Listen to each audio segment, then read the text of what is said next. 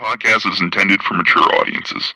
The views and opinions expressed are those of the panelists and do not reflect in any way those of the podcast partners, sponsors, or affiliates. Enjoy.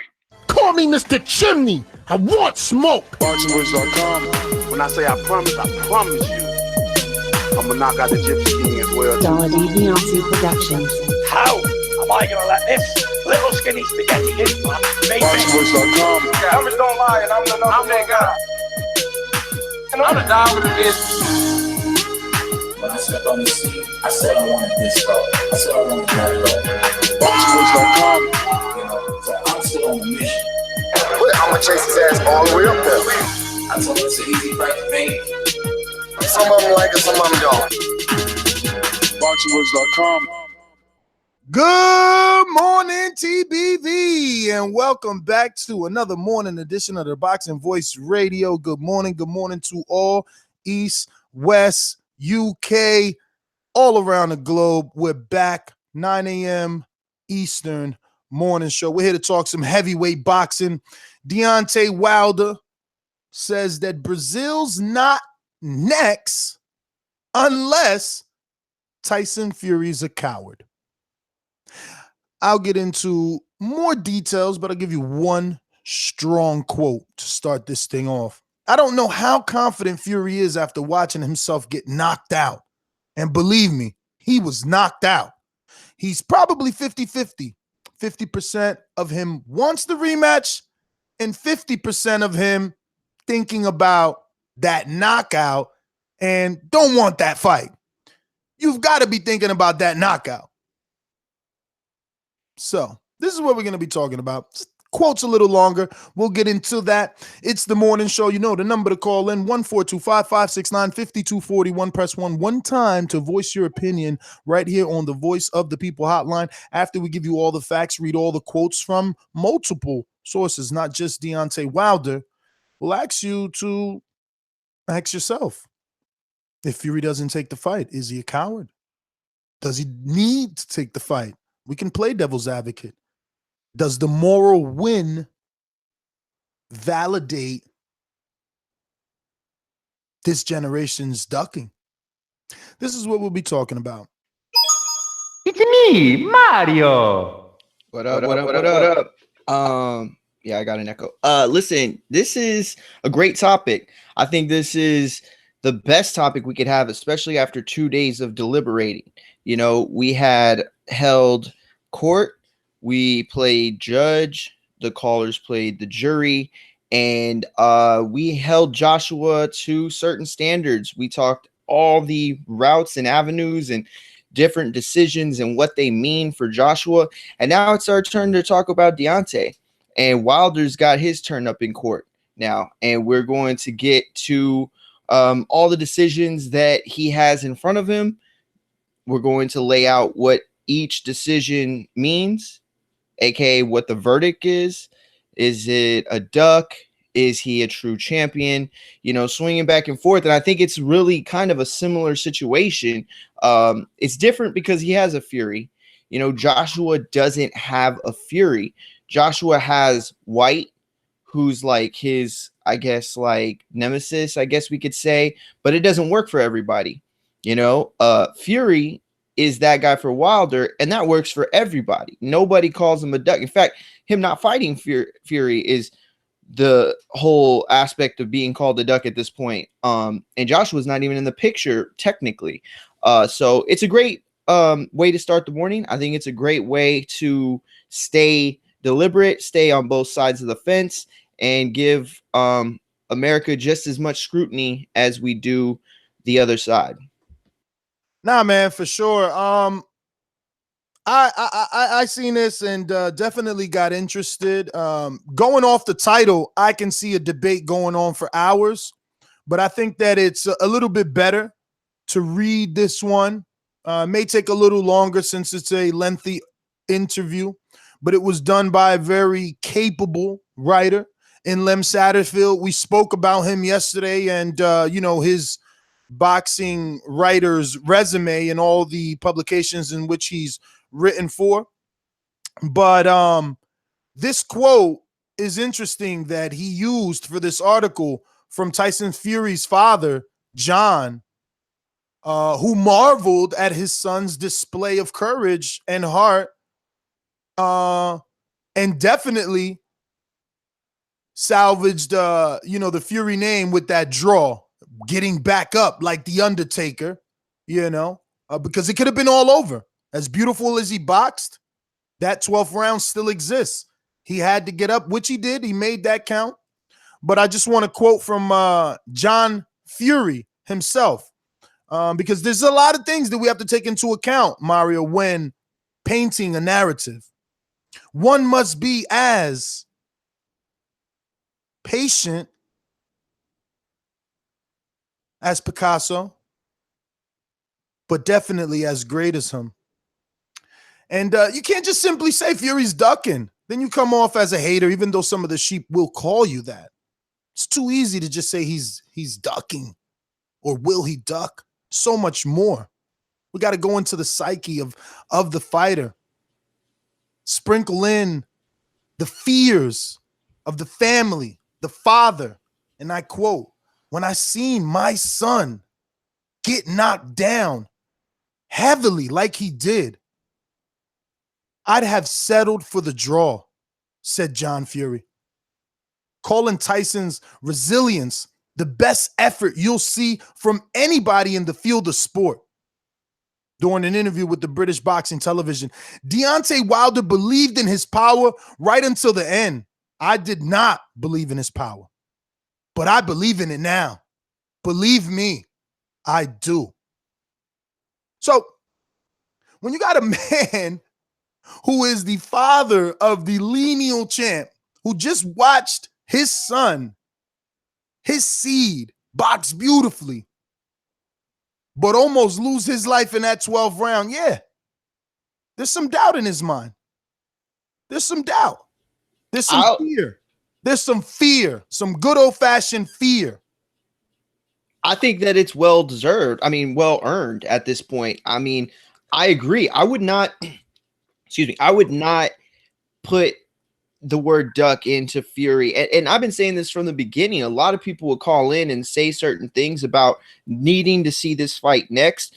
Look, I want to see this fight next. I do. I mean, I would rather get Wilder and Joshua, but like a lot of the callers, I'm getting tired of even talking about it. It's just stupid at this point.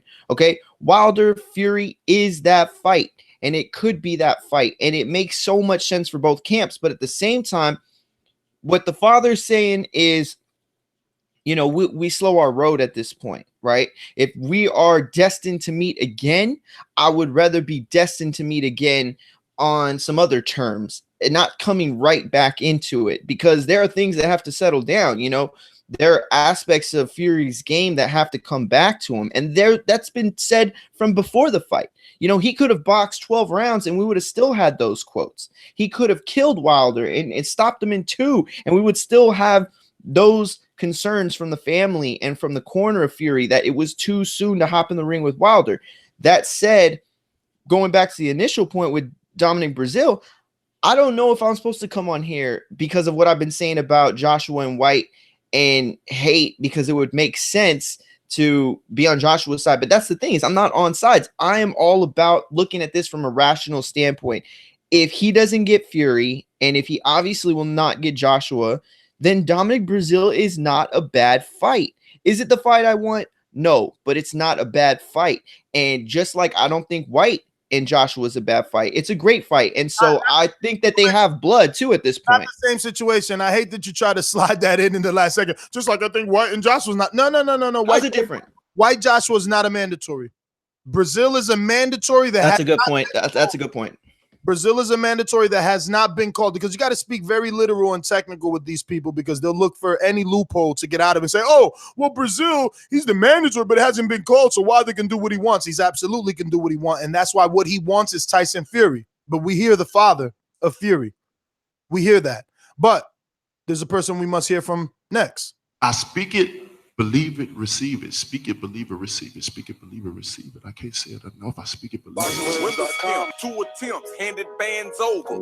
Sicko hit, shot and miss, 2 to stand over. Breadwinner, huh? Look who in the building. Let me check my Instagram. I might be at 1 million. And I'm in. BoxingVoice.com. Yo, what's going on, everybody? Sorry about that. I was late. Computer I restarted. MacBook, y'all know how it is. John Fury coming out with some interesting comments. One thing that stuck out to me about his comments was I didn't believe in his power, but now I do. Now I'm a believer in his power. So that kind of gives me a inclination of maybe the family don't want to go down that route again, but who knows? Fury, if he don't want it, I mean, I can't get mad at a Breazeale fight. Also, maybe the Breazeale fight is just what Wilder needs to make the American public, you know what I'm saying, see that guy again that gets knockouts all the time. You're serious? Yeah. You're serious? Can't believe you said that, bro. You sound like an AJ fan saying we need to see Dillian White. Oh, wait, you are an AJ fan saying we need to see Dillian White again. Dillian White again? Yeah. You're an AJ fan saying we still need to see the Dillian White rematch. I mean, I wouldn't mind it, yeah. I know, and that's what I said. You sound like an AJ fan saying we need to see the Dillian White rematch again by saying that the Wilder Breazeale fight is good, or that Wilder needs the Breazeale fight to look like that knockout king he used to be. No, I'm saying if he can't get the Fury fight, we all know how the Breazeale fight is going to end, and that puts him back in the good graces. Well, not good graces. I don't want to say that. That gets the American public talking about him again. Like, y'all see that fight when he knocked that big guy out like that? No, listen, I totally get what you're saying. I hear it from a marketing standpoint. I hear it, but like, again, if we don't like it for Wilder, I mean for AJ, we shouldn't like it for Wilder. As simple as that. When we got upset, Povetkin was the mandatory, but it had to happen because he was a mandatory. We got upset, and it happened. So what you want these guys to do, like just to like drop their belts and not? No, I want the same thing here. We're gonna be upset, but it has to happen.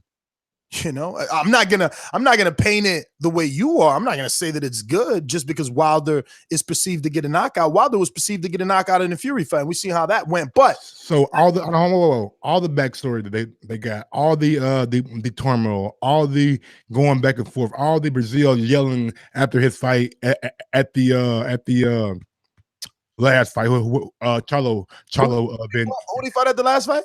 Negron. Who? Carlos Negron. You interview him down in Miami. He was at Big Baby's. I mean, not Big Baby, but he was at Luis Ortiz training camp. But anyway, like I said, all this, like, I'm a fan of people handling confrontation. Like, if we got a problem with me, like Terrence Crawford and Benavidez, like Big Baby. You're serious? You're serious? Stop. Like Big Baby and AJ, like Wilder and Breazeale. I want to see you guys put that shit to bed. Period. Look, I'm a guy that agrees with you on that. I want to see two men put some bullshit to bed too. You know what I'm saying? Settle it. I like that, but I'm not a dude that finds any enjoyment on tack takers.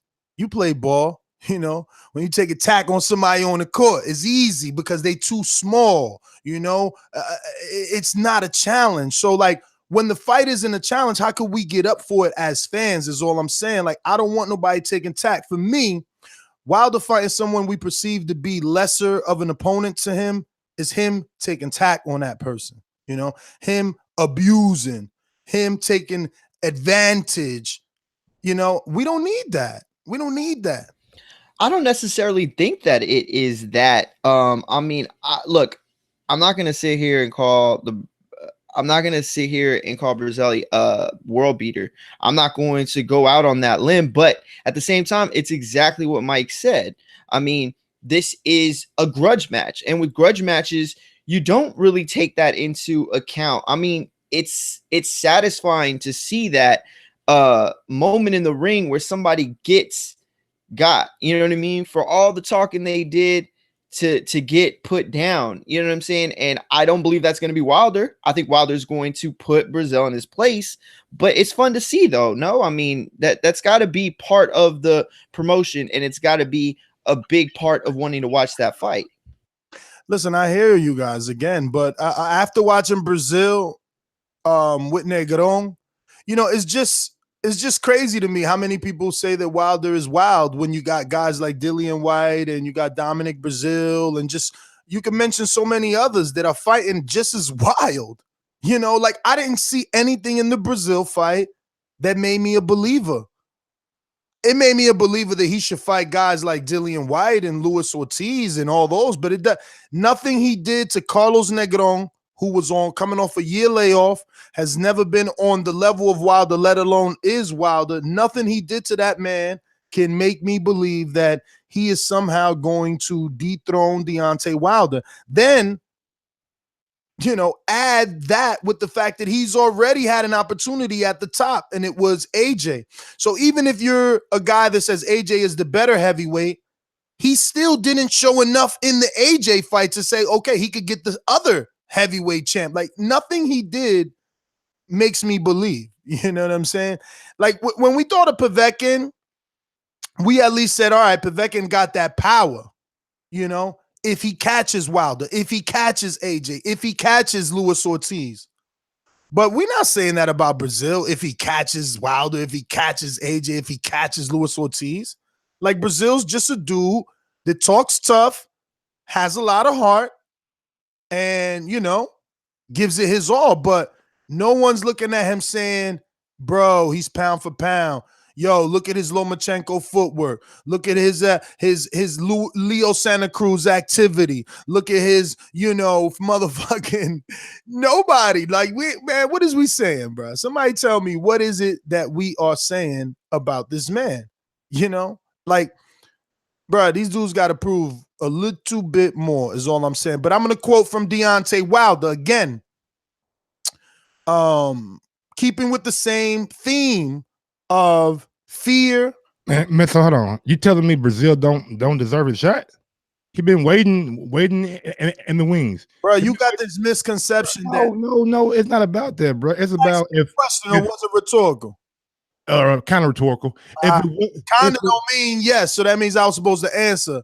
Go ahead. You got this issue with people thinking that because they wait and it means something. Mike, get off that bullshit. Like, I know it ain't been long enough, but give it some more time conducting these interviews on a daily basis. You're going to get to see the inner workings of boxing, dog. We got to learn as boxing fans to live in our reality, not the real world. Not the real world with laws and lawyers and judges and people that get shit done. No, in boxing, man, you notice the wild, wild west. Everybody doing what they want to do here. So let's live within this realm. What's possible within the realm of boxing? With the politics involved, with the egos, with the attitudes, with the personalities, with the fucking agendas, you know, people doing things out of spite. People still have vengeance, want revenge. I understand all that, bro, but don't the sanction bodies have to hold the belt holder accountable? Again, Michael, you have already noticed WBC aligns themselves with a specific type of fighter and organization.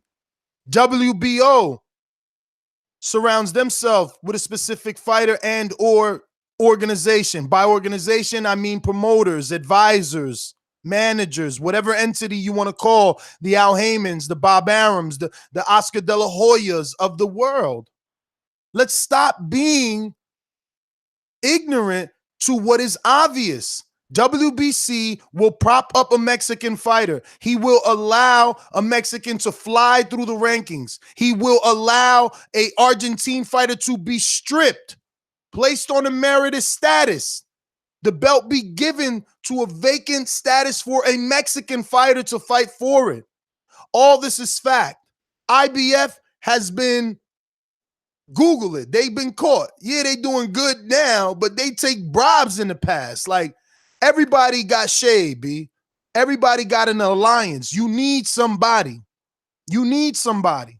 I understand all that, bro, but in my opinion, man, if these fighters are out here paying sanctioning fees to these governing bodies and the guy is in line for his title shot and Fury does not want to fight next, why not make the WBC mandate that fight? I'm not understanding, why they got a grudge against him, so he don't want to give him his shot. Are we really doing that? Mike, keep forgetting. Again, if you talking mandate, I'm all with you because mandate to me sounds like Povetkin and AJ. That's okay with me. But until it is a mandatory challenger, I'm going with what my champion said. And my champion said, nigga, I'll make you wait 2 years. I thought he was already mandated, though. Nah. I don't see it. I don't see it. You know, though, but I'll say this, like, I don't even think that's fair. Let me get to Go ahead. Again, we want to stick with the theme that Fury and his father are demonstrating that there could be a reason as to why they haven't come out verbally saying that they want this rematch.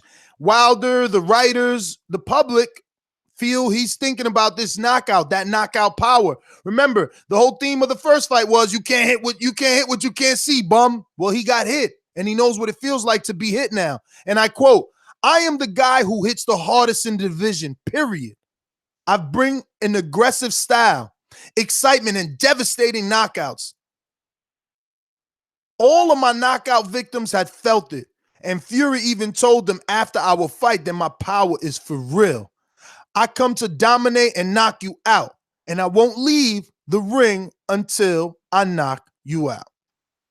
End quote. We got a super chat from Michael. Breazeale one, Probably Miko, right? Miko, okay. Miko. Breazeale, one of the biggest, toughest, hardest punching heavyweights. Plus the beef, it would be a great fight, in my opinion. Wilder gonna murder him. He must be a Wilder fan.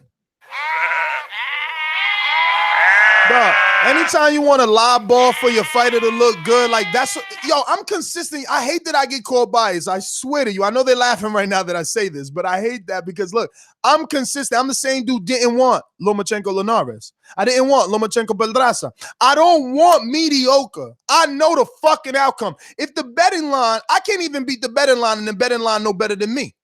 They had Pedraza like 1,200. Know what I'm saying? Like, we need to stop with this bullshit because we like a fighter. Like, I like Wilder, right? You call me the biggest Wilder fanboy, yet I don't want Breazeale. Let him go fucking earn it. Let him go beat Dillian White. Let him go beat Luis Ortiz. You over here making faces and rolling your eyes, my man. What the fuck who is Azuna? Where's he at? I love the way he looked. I love his aggression, but where is he at? Amir Mansour was 44. You talking about a dude making his bones off of who, man? Off of being tough. I'm not the person to fucking put him number one in the fucking WBC. You the one advocating. You the one advocating. I'm saying. Stop advocating until they mandate that shit. Boxing fans need to shut the fuck up and stop talking about these motherfuckers that's just in line. Nigga, you in line. Wait your turn. Wait your turn. Your turn is called when the fucking sanction, if he say X gotta fight B. Or A got to fight B. That's when it's called. Not when the fuck, I'm in line. I've been waiting. Deontay, why did you ducking me? You duck, motherfucker. Did they say he got to fight you yet? Did they do what motherfucking Eddie Hearn said? WBA said we must negotiate within 48 hours or we will lose our venue and he will be stripped. And what they did, they went straight to their mandatory fight because they mandated it. So y'all need to fall back with this Breazeale bullshit. Yo, you too hard on Mike. You too hard on Mike. It ain't Mike. I'm talking in general. It ain't Mike. It's every fucking body. We need to be telling Fury, stand the fuck up. Where you at? This what you wanted. You lenient. You champ. Oh, you came to the... Listen, and there's a narrative out here saying Wilder won't go to the UK. Last I checked, him and Shelly Finkel came on this show and said they would go to the UK. The only problem is they are 100% sure that there will be more lucrative offers in the USA. So are you telling me that as a sheep fucking fan, you saying Fury deserves a hometown fight and a lesser payday? Both men deserve a hometown fight and a lesser payday. Wilder should go to the UK. Fury should fight in the UK to bring it back to his fans because it quote unquote got robbed in the USA, but both receive less money? Like, I swear, these sheep. If that's Fury's decision, a pasture of land overlooking the cliff and smack them all on the ass, have them jump off the fucking cliff. But if that's Fury's decision, like, who are you to tell him anything different? All right, and if that's Fury's decision, who is he to tell fucking Wilder he should come to the UK and take less? Because what are you talking about? Because he went to the United States. It's not about the money at that point. If he decides that it's about fairness, if he decides it's about fairness, about him taking that fight on his soil, now him coming to that side, then that's what it's about. It's a business and a sport. You understand? So the sport aspect of it is fair is fair. And if he decides that, then that's his decision. Like, I don't know why you're tripping on it. Mario, you know as well as I do, fair is not a word that is used very often in boxing. And what does that matter? It should be, though, right? It should be. That's what we're talking about. We're demanding fairness. It should be. So just because it doesn't come out doesn't mean that we should accept that or that we should demand things that are unfair. Breazeale deserved his shot, right? Homie, I did not disagree. I know. Who are you talking to? I'm not saying you. I'm not Mario. I'm not saying you. Okay. Calm down. I'm not saying I feel you then. I'm saying to Ness, like he hears me.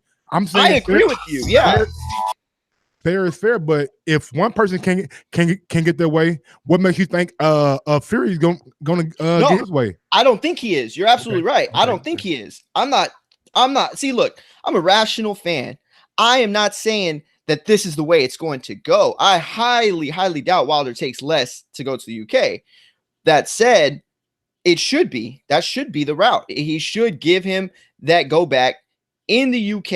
All right. If they're going to run it back, they need to run it back on Fury's terms in the UK. That's the way it should go. If he wants it. If he wants that payday in the United States, then he could take that too. I mean, that's nothing wrong with that. I just sat here not trying to hey man, you're growing, dog. You're growing. Trying not you're growing. And I just want you to further. I mean, you're doing such a great job helping Fury duck. I just want to understand, why should Wilder and Fury, like, I don't think you made a good enough point. And if you did, just elaborate a bit as to why Wilder and Fury should take less money. Okay. I'm not about them taking less money. They are two of the highest caliber athletes in the world, and they're masters of their craft. They deserve to be paid whatever they can get and whatever market demands. At the same time, if Fury, who risked it all, who put his heart on the line, who said, you know what, I'm not in the tip top of shape. I haven't been running this sport for the last few years, but I'm going to come to America. I'm going to dare to be great. Something that you always give fighters credit for, Ness. Always. I'm going to dare to be great. I'm going to go in his hometown or his home country. I'm going to try my best to be the best. And if he feels that he was unfairly and unjustly given a draw, and he won that fight, which so many of us believe so, and he feels that he would be in a better position in his home country, which I don't see how you couldn't understand why he would want it in his home country and why he might take less. And by the way, we keep saying less. How much less? That's what we have to figure out, right? Because UK, they're not playing with nickels and dimes over there, homie. They got money too, all right? So if they, at the end of the day, decide that the money is not worth the risk that they might get robbed again, and that's their narrative. I'm not spinning no narrative. I'm just saying, if that's the way they feel, then it's their decision, and Wilder should honor that. All right. So a few of the things. This is why it's hard to stay quiet, because then you forget certain things your host said. You need a pen and a paper, homie. I know. I got you. It's just hard to like focus on bullshit. Like when you hear bullshit, it's just like, it's like in one ear, out the other. That's why so many of our listeners have ADD medication. I know. They've been listening to you for a long time. I know. They love it though. So the issue is this. Man, hold on. We got 309 shoplifters in here right now. 309 shoplifters. I only got 50 thumbs up. I don't know what you guys out there doing, but if you're watching and listening right now on YouTube, smash that thumbs up button. It costs you nothing, but it helps with the visibility of the show. If y'all keep wanting us to come back and do morning shows every day, evening shows, night shows, smash that thumbs up button, man. It costs you nothing. Go ahead, Ness. Fuck if I remember at this point. You guys both hit me with the cutoff. But we still got some more quotes. And if you want to go and work in the background, well, because we got Shakur at 9:30. Remember? Okay. Oh, he's ready. He's I talked to him 15 minutes ago, and I told him I called him in 15 minutes.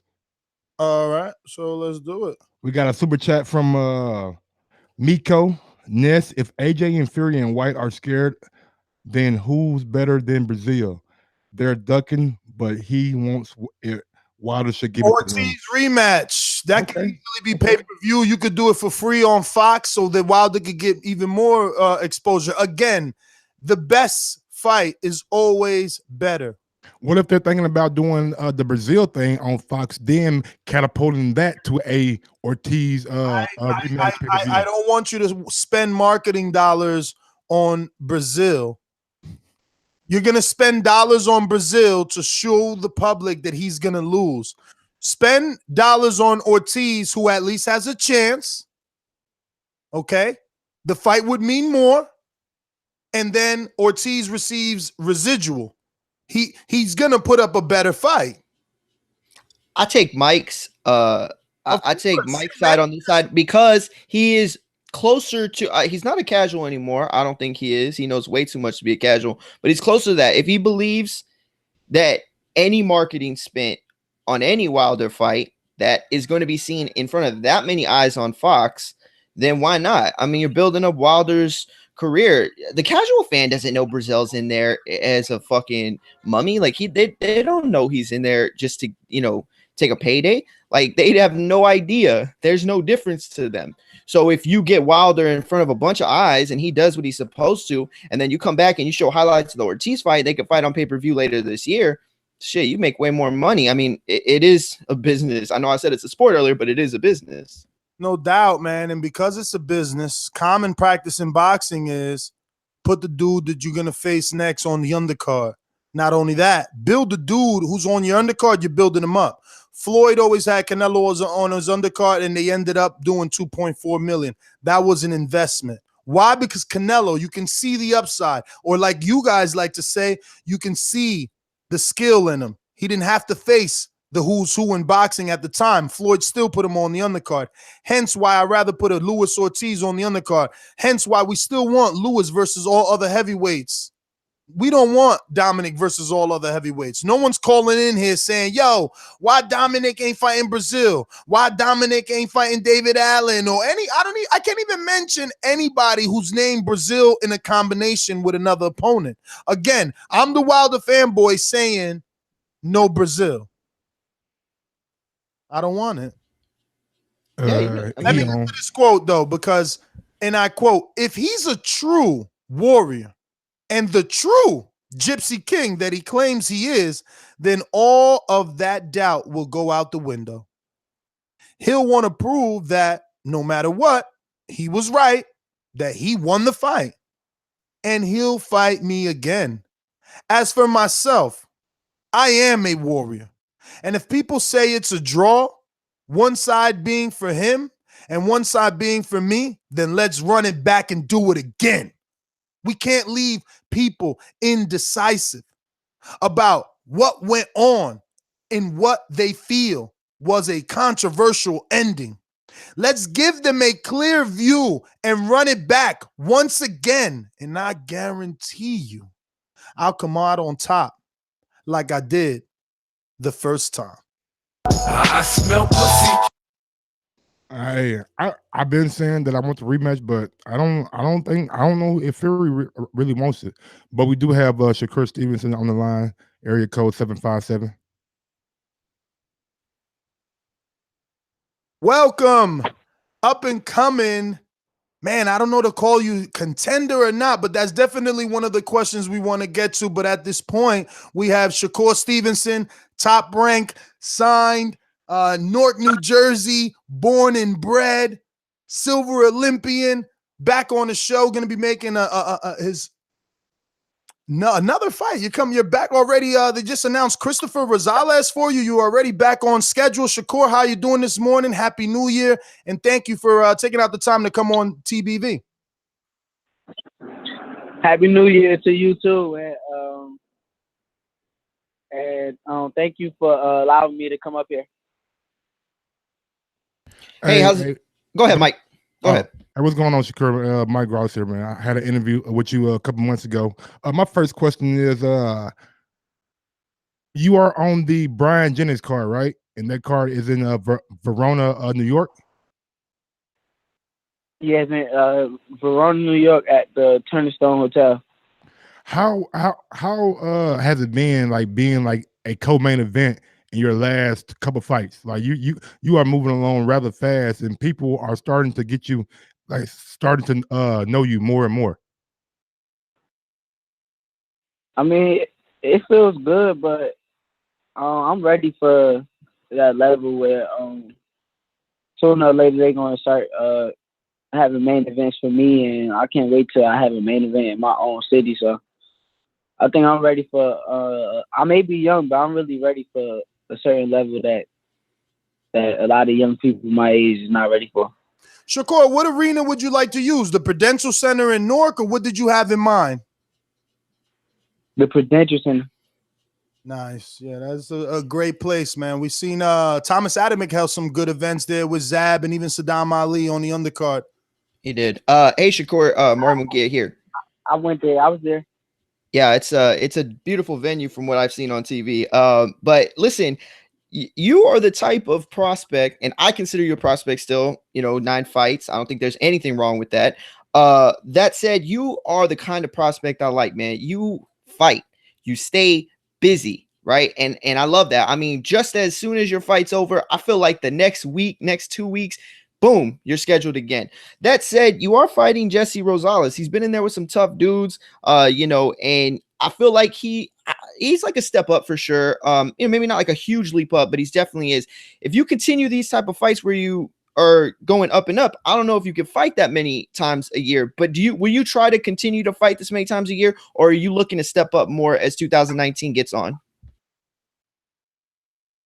I mean, depending on my performance and if everything goes as planned in my head, I plan on fighting as much as I can.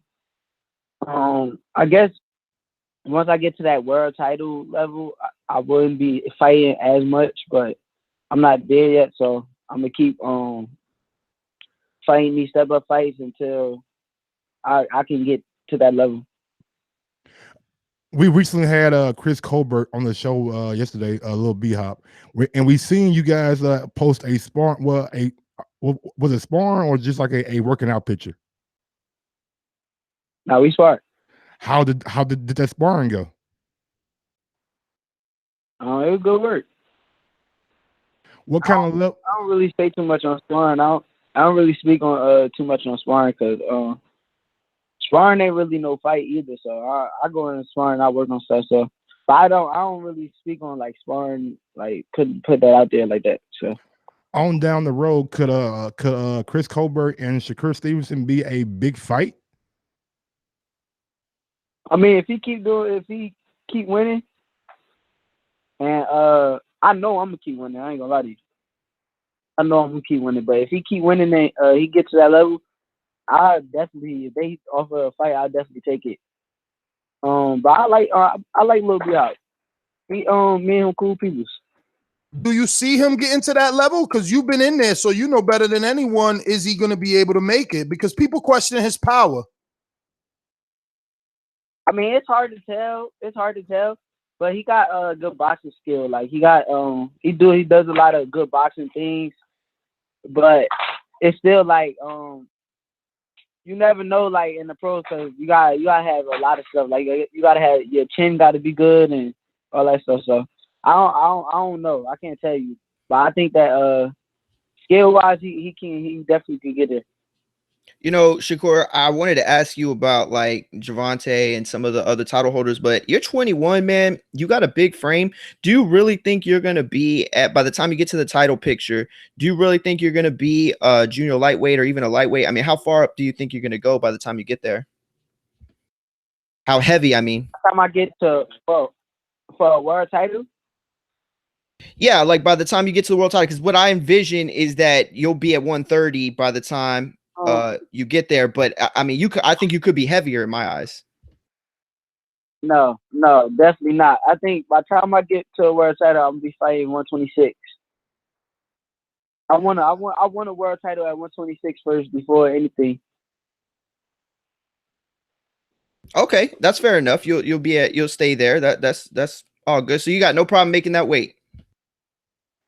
No, and the world title is not that far as you thinking, and what you got in your head. But the world title is a lot sooner than what you think. Oh, well, okay. So you talked to Bob about that already. Go ahead, Mario. Finish up. I ain't gonna really put nothing out there. I'm gonna just say it's a lot sooner than what you think. 6 months, 9 months. I don't know. It's just a lot sooner than what I think.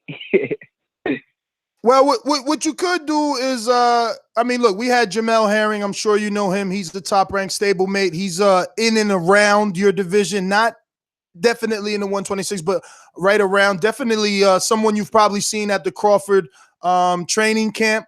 And he told us the differences of being with Al Haymon versus being with Top Rank and how he feels so comfortable to be able to know the plan, know who he's going to face, know if he wins that person, who he can possibly face, know if he wins that next fight, who he will unify with.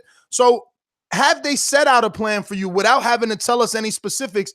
Do you know what is coming for 2019 for Shakur Stevenson? Yeah, I definitely know what's coming for 2019 for me, and I spar with Jamel Herring. He be down in Colorado with me, but he fight 135. He don't fight he fight like 2 weight classes above me. He's actually at 130, and he's gonna get a title shot at 130 versus Masayuki Ito. His next fight. This fight he went down. Yeah. This fight is for 130 title shot. That's crazy, but okay. That's what he was saying, that he had always wanted to go down, but they would always offer him 135-pound fights with PBC. And, you know, he would be asking for 30-pound fights. They wouldn't give it. So now he's with Top Rank. He's been getting, 30-pound fights, 130-pound fights. Can he make 130? I mean, I'll check his box rec. I'm pretty sure the last fight he just won, but where he scored 2 knockdowns, was 130. I think it was like 131. And that's really why I was asking that question, Shakur, because I've seen a lot of guys you can fight in the top ranked stable at the division above you, as opposed to the division you're at. He fought at 132. They both came in. They both came in at 132, Shakur. So, and like I said, we just had him on the show this week, Tuesday at 9 a.m. And, he said his next fight is Masayuki Ito, which is I believe the WBO 130-pound champion. He was just on ESPN. He's trained by Rudy Hernandez. Okay. Yeah, well, yeah, I don't mind fighting none of them guys. I'm just going to conquer my division first, though. How involved is Andre Ward in your matchmaking? Am I matchmaking? Yes, sir. I mean, it's really my coaches and me, but I guess we always ask for Dre input, because when you got Dre, you gotta definitely gotta use him for certain boxing stuff. So I asked Dre like, what's his input on certain opponents, and he'll tell me if he think they good and usually Dre tell me like the good stuff they do. To be honest with you, but he I wouldn't say he's like too involved in the decision. I leave that up to my coaches, but he definitely tell me what he sees and stuff. So Shakur, who's your go-to, whether that be a celebrity mentor, one of your trainers, a family member? Like, if Shakur gets frustrated, if Shakur gets excited, if Shakur is happy and he wants to, tell someone his new achievement, who do you go to? Who do you call? Probably like Dre or Terrence. Be honest with you, Dre or Terrence definitely. I always call Terrence probably and ask him like certain stuff, and he always give me good feedback, and same for Dre. Damn, what is that like to be your age and to be able to call 2 pound-for-pound stars for moral advice, boxing advice, just overall conversation? I mean, it's good because I know they 2 real people. I mean, and they don't just look at me just like for like who I'm about to become or anything. look at me like little bro, like they real people. So it feels good knowing that I could do stuff like that with them type people, and it could be like genuine and not no fake love and anything. You feel me? So Shakur, you got the co-feature next on TV, but you've had lights on you, right? You've had lights on you from the beginning. But as you get closer to prime time, how will would that affect your style at all? I mean, you're aggressive. I seen you aggressive. You got five stoppages in 9 fights, so that's good enough. I mean, that's good at this point. But how will the cameras affect your performance? I guess I should say. I mean, I think the camera's gonna make my performance a lot better. I feel like on the big stage, I feel like I shine a lot more than when the camera's not on me. Like, I feel like I fight better when I'm in the spotlight. Shakur, my next question is strictly a question. I don't want you to make it about Devin Haney or anything, but we all heard his video go viral about him saying he's not a prospect, he's a contender. I just want your definition of that. What's a prospect and when does he become a contender? Just so me and my co-host don't offend anyone. Like my co-host called you a prospect in the beginning of the show. We don't know if that offends you. So we want to learn exactly when a prospect's a prospect and how does he graduate to contender status. I didn't even know that he said that. I ain't seen nothing on that, but I don't know, honestly. I just got in the game. I will say this. I feel like if you look at the guys that I fought in my first few fights, I'm definitely competing with a lot of people that got 20 to 30. No, I ain't gonna say 30, but 20 fights, and they so-called like calling themselves contenders now and all that. My resume definitely competing with them already, and I'm only 9 fights in, so I will say that. But how many fights do you? What you guys say? I was going to say, how many fights do you have left with Top Rank? And if you're close to the end of your contract, have you been hearing from other promoters and other networks? Nah, I'm not. We're not nowhere near close to trying to leave yet. So. Yo, Shakur, let me ask you. We've seen a lot of stuff this past year about Olympic boxing. And it just seems like the Olympic Committee has such disrespect for boxing. Obviously, I think that you probably feel that way. But what would you have to say about all the stuff that's been in the media about Olympic boxing and USA boxing, and any of the advice you'd give for a lot of the younger cats out there? I would really tell most of the younger people just grind it out. I feel like I wouldn't be who I was without that experience, and I learned a lot from what I know now, from the experience of going to the Olympics and staying in the amateurs. It was a point of time where I was going to turn pro early because I had got robbed at the Olympic qualifier. Yes, sir. And I wanted to turn pro. I wanted to turn pro early, but I'm glad that I didn't do that. Like, I'm glad that I stuck it out and went to the trials and qualified for Rio, beat the guy that they say beat me. So I would just tell most of them young people, just grind it out no matter how long it takes, and at least try for the Olympic trials and try to become an Olympian and try to go that route. You think they'll ever pull boxing from the Olympics? Young. I heard something about that, but that'd be lame. That'd be so lame. That'd be whack. That's killing a lot of young kids' dreams. Like I'd have been hurt if they'd have done that to me. Like, so. Shakur, man, obviously we want to thank you. We want to switch just a little bit, if you got a little extra time, talk a couple of current events. We've been having a shitload of bunch of fighters just asking different questions about these fights that happened.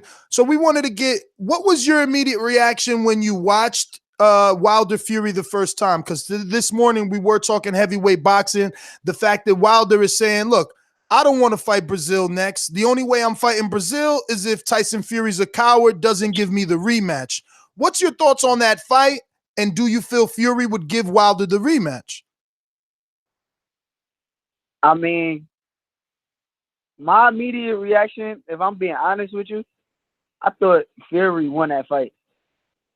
I felt like he won maybe every round besides the rounds that he got knocked down in. And if he didn't win every round, I'd give Wilder one more round. But I thought Fury won that fight, and I like Deontay Wilder. I feel like he a great champion. I feel like he take boxing serious, and I like Deontay Wilder, but I definitely thought Fury won. And I would say Wilder will win in the rematch because I feel like he's gonna go back and watch the tape and try to use his jab a little bit more. I feel like that's what he was missing that whole fight. He was just too power hungry. But I feel like they definitely should fight again. I feel like he should definitely not fight no Breazeale. That'll be White. So I agree with Wilder. My question is, I want to kind of change gears real quick. Seen you online a couple of days ago, last night too, playing 2K19. I just want to know how good you are, and if anybody wants that smoke, can we get your gamer tag? Man, I'm ready for any smoke with anybody in the boxing world.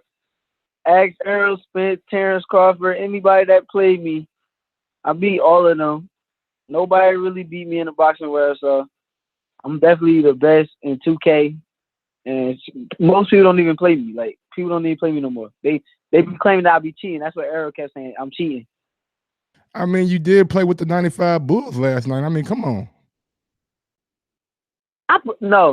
Let me explain that. My little brother says LeBron is the GOAT. He says he's the greatest of all time. I told my little brother, I said, you can put LeBron on the Golden State Warriors of today's time because they say that's one of the greatest teams ever. And I'll get the regular 95 Bulls. You got LeBron and Steph, KD, Draymond, and DeMarcus Cousins up there. And I just got Jordan, Scottie Pippen in them, and I won. So it wasn't like it was an unfair game. It was a fair game.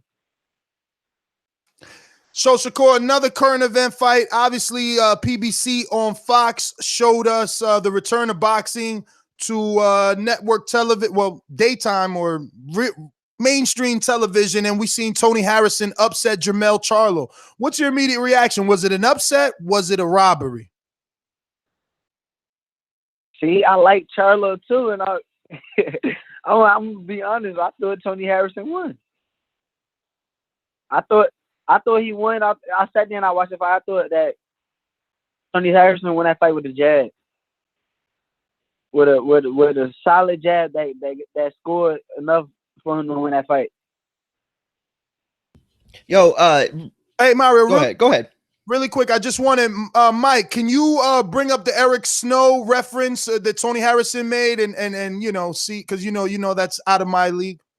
Real quick, Tony Harrison compared Jermell Charlo to Eric Snow because he just feels like he's extra basic, nothing special about him, and straight up and down, and he didn't see anything special about him, so he called him Eric Snow. What are your thoughts on that, and do you somewhat agree or disagree?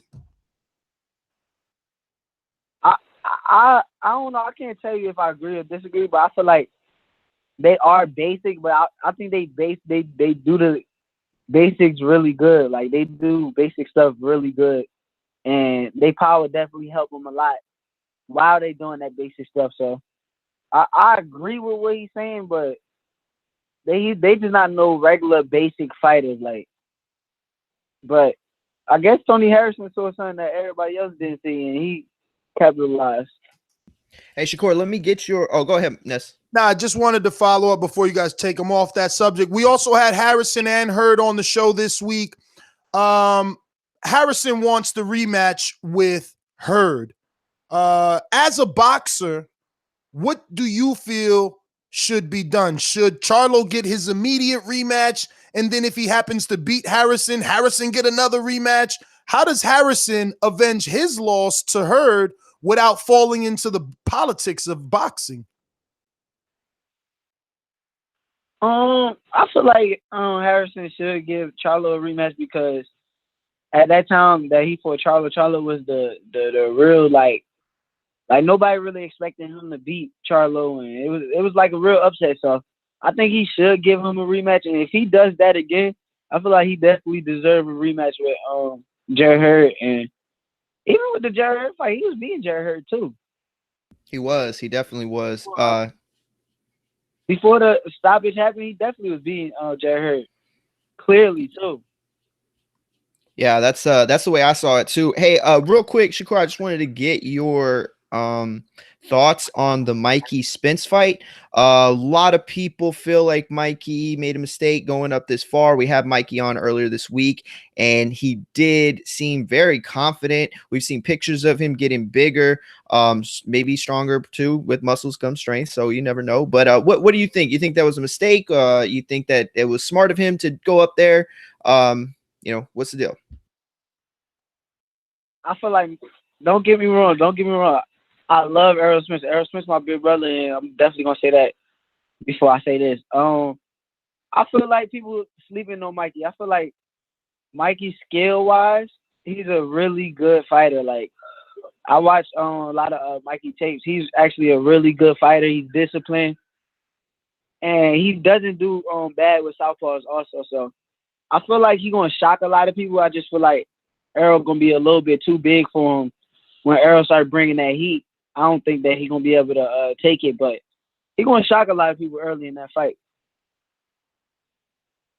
All right, so let's get to some nitty gritty here, because we know first you already mentioned on the call that whoa. Before we get that, yeah, we got Adrian Broner and Manny Pacquiao. We know you are good friends with Adrian Broner. That's your guy.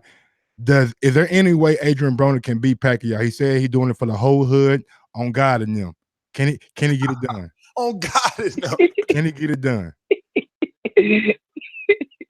I mean, AB got the talent. It's just is AB gonna be 100% focused for this fight? I don't know, and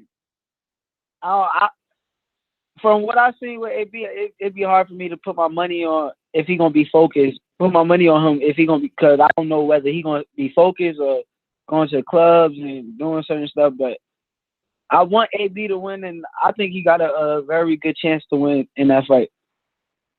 So who you want to win and who got a very good chance to win in the good old Terrence Crawford versus Errol Spence Jr. fight?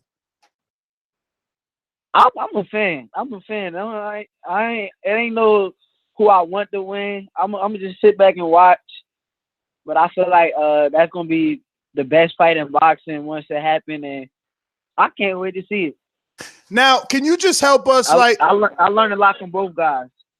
Cool. Can you just help us? Because obviously we're not as privy as you to be playing 2K with Earl and going to training camp with Terrence. So, but as far as you know, both men want the fight, right? Because as boxing fans, they might call into our show and like, oh, Terrence is ducking Earl. He don't want that smoke. Nah, it's Earl ducking Terrence. He don't want that smoke. Like, what's really going on? You talking to both of them?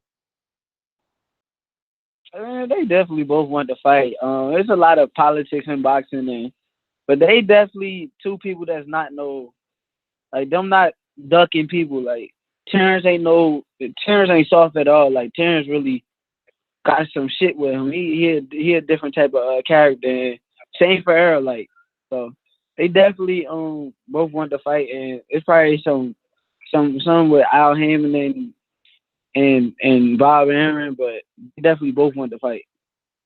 Keith, one time Thurman came out and said he's not impressed with Terrence Crawford at 147 at all. He thinks the Jeff Horn win wasn't that impressive. He thinks Amir Khan can beat Jeff Horn. What are your thoughts on his thoughts about Terrence Crawford? How is he even talking? I'm sorry, I can't, man. I don't know. I don't see how I'm gonna respect him because he my elder and he's done a lot in boxing already. But I don't understand how he talking about like Terrence Crawford when it's like, bro, Errol Spence been trying to fight you since he was like young. Like Errol Spence been trying to fight you since he was like 12, 13 to know, and then he had plenty of opportunity to fight him, and it's like you injured and all this stuff. Now you back. How many tune-up fights you gonna need before you actually get in the ring with Errol Spence? So I don't see how people could like him, somebody like him talk. So wait. So you trying to say my boy?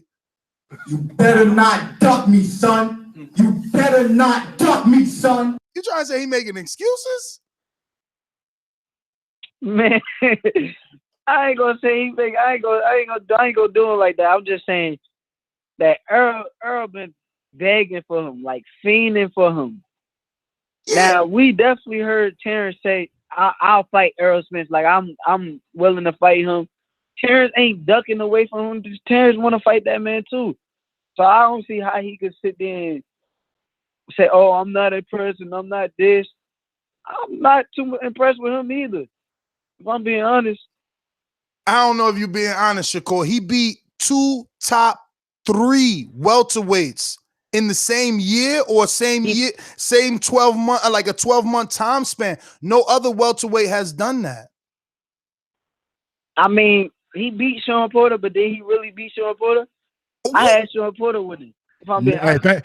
Shakur Stevenson, bro, I'm glad you on the call because I had that fight extremely close. Extremely close. Yes. And I definitely had Sean Porter winning by at least 1 round. Like, I don't know. I kind of thought Sean Porter pulled that fight out. And what about the Sean Danny fight and the Sean Keith fight? Because Danny claims both of those fights were tight and that he could have won. And even based off scorecards, he says that.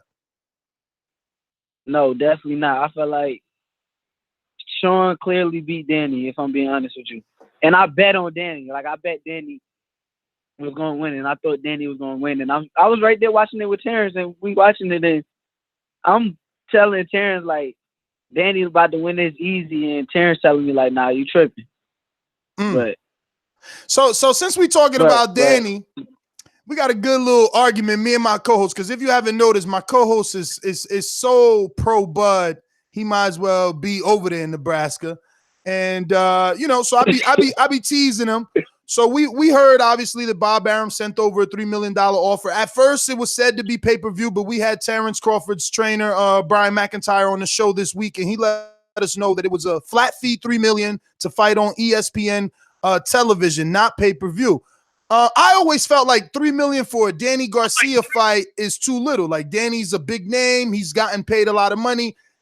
I felt like that offer was low, and it. That's the reason Danny didn't take it. Why you think that fight didn't happen with Danny and Crawford? I feel like I don't really know too. How much did Danny make his last fight with Sean Porter?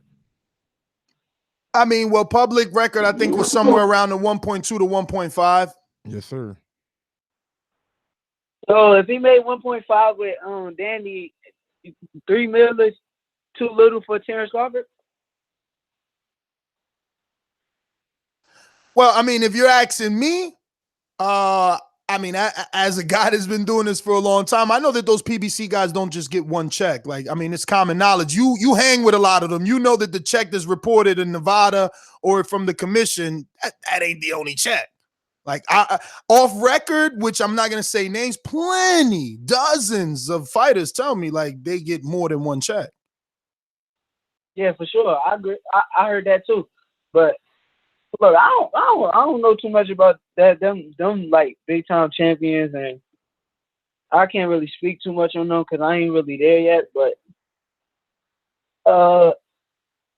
I do feel Terrence and Errol is like the top 2 of the division, and nobody in that division can beat them. But that's just my opinion.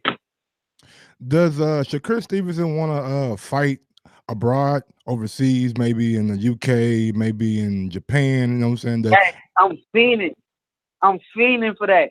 I'm fiending to fight. I'm fiending for my world title shot to be against Josh Warrington in the UK.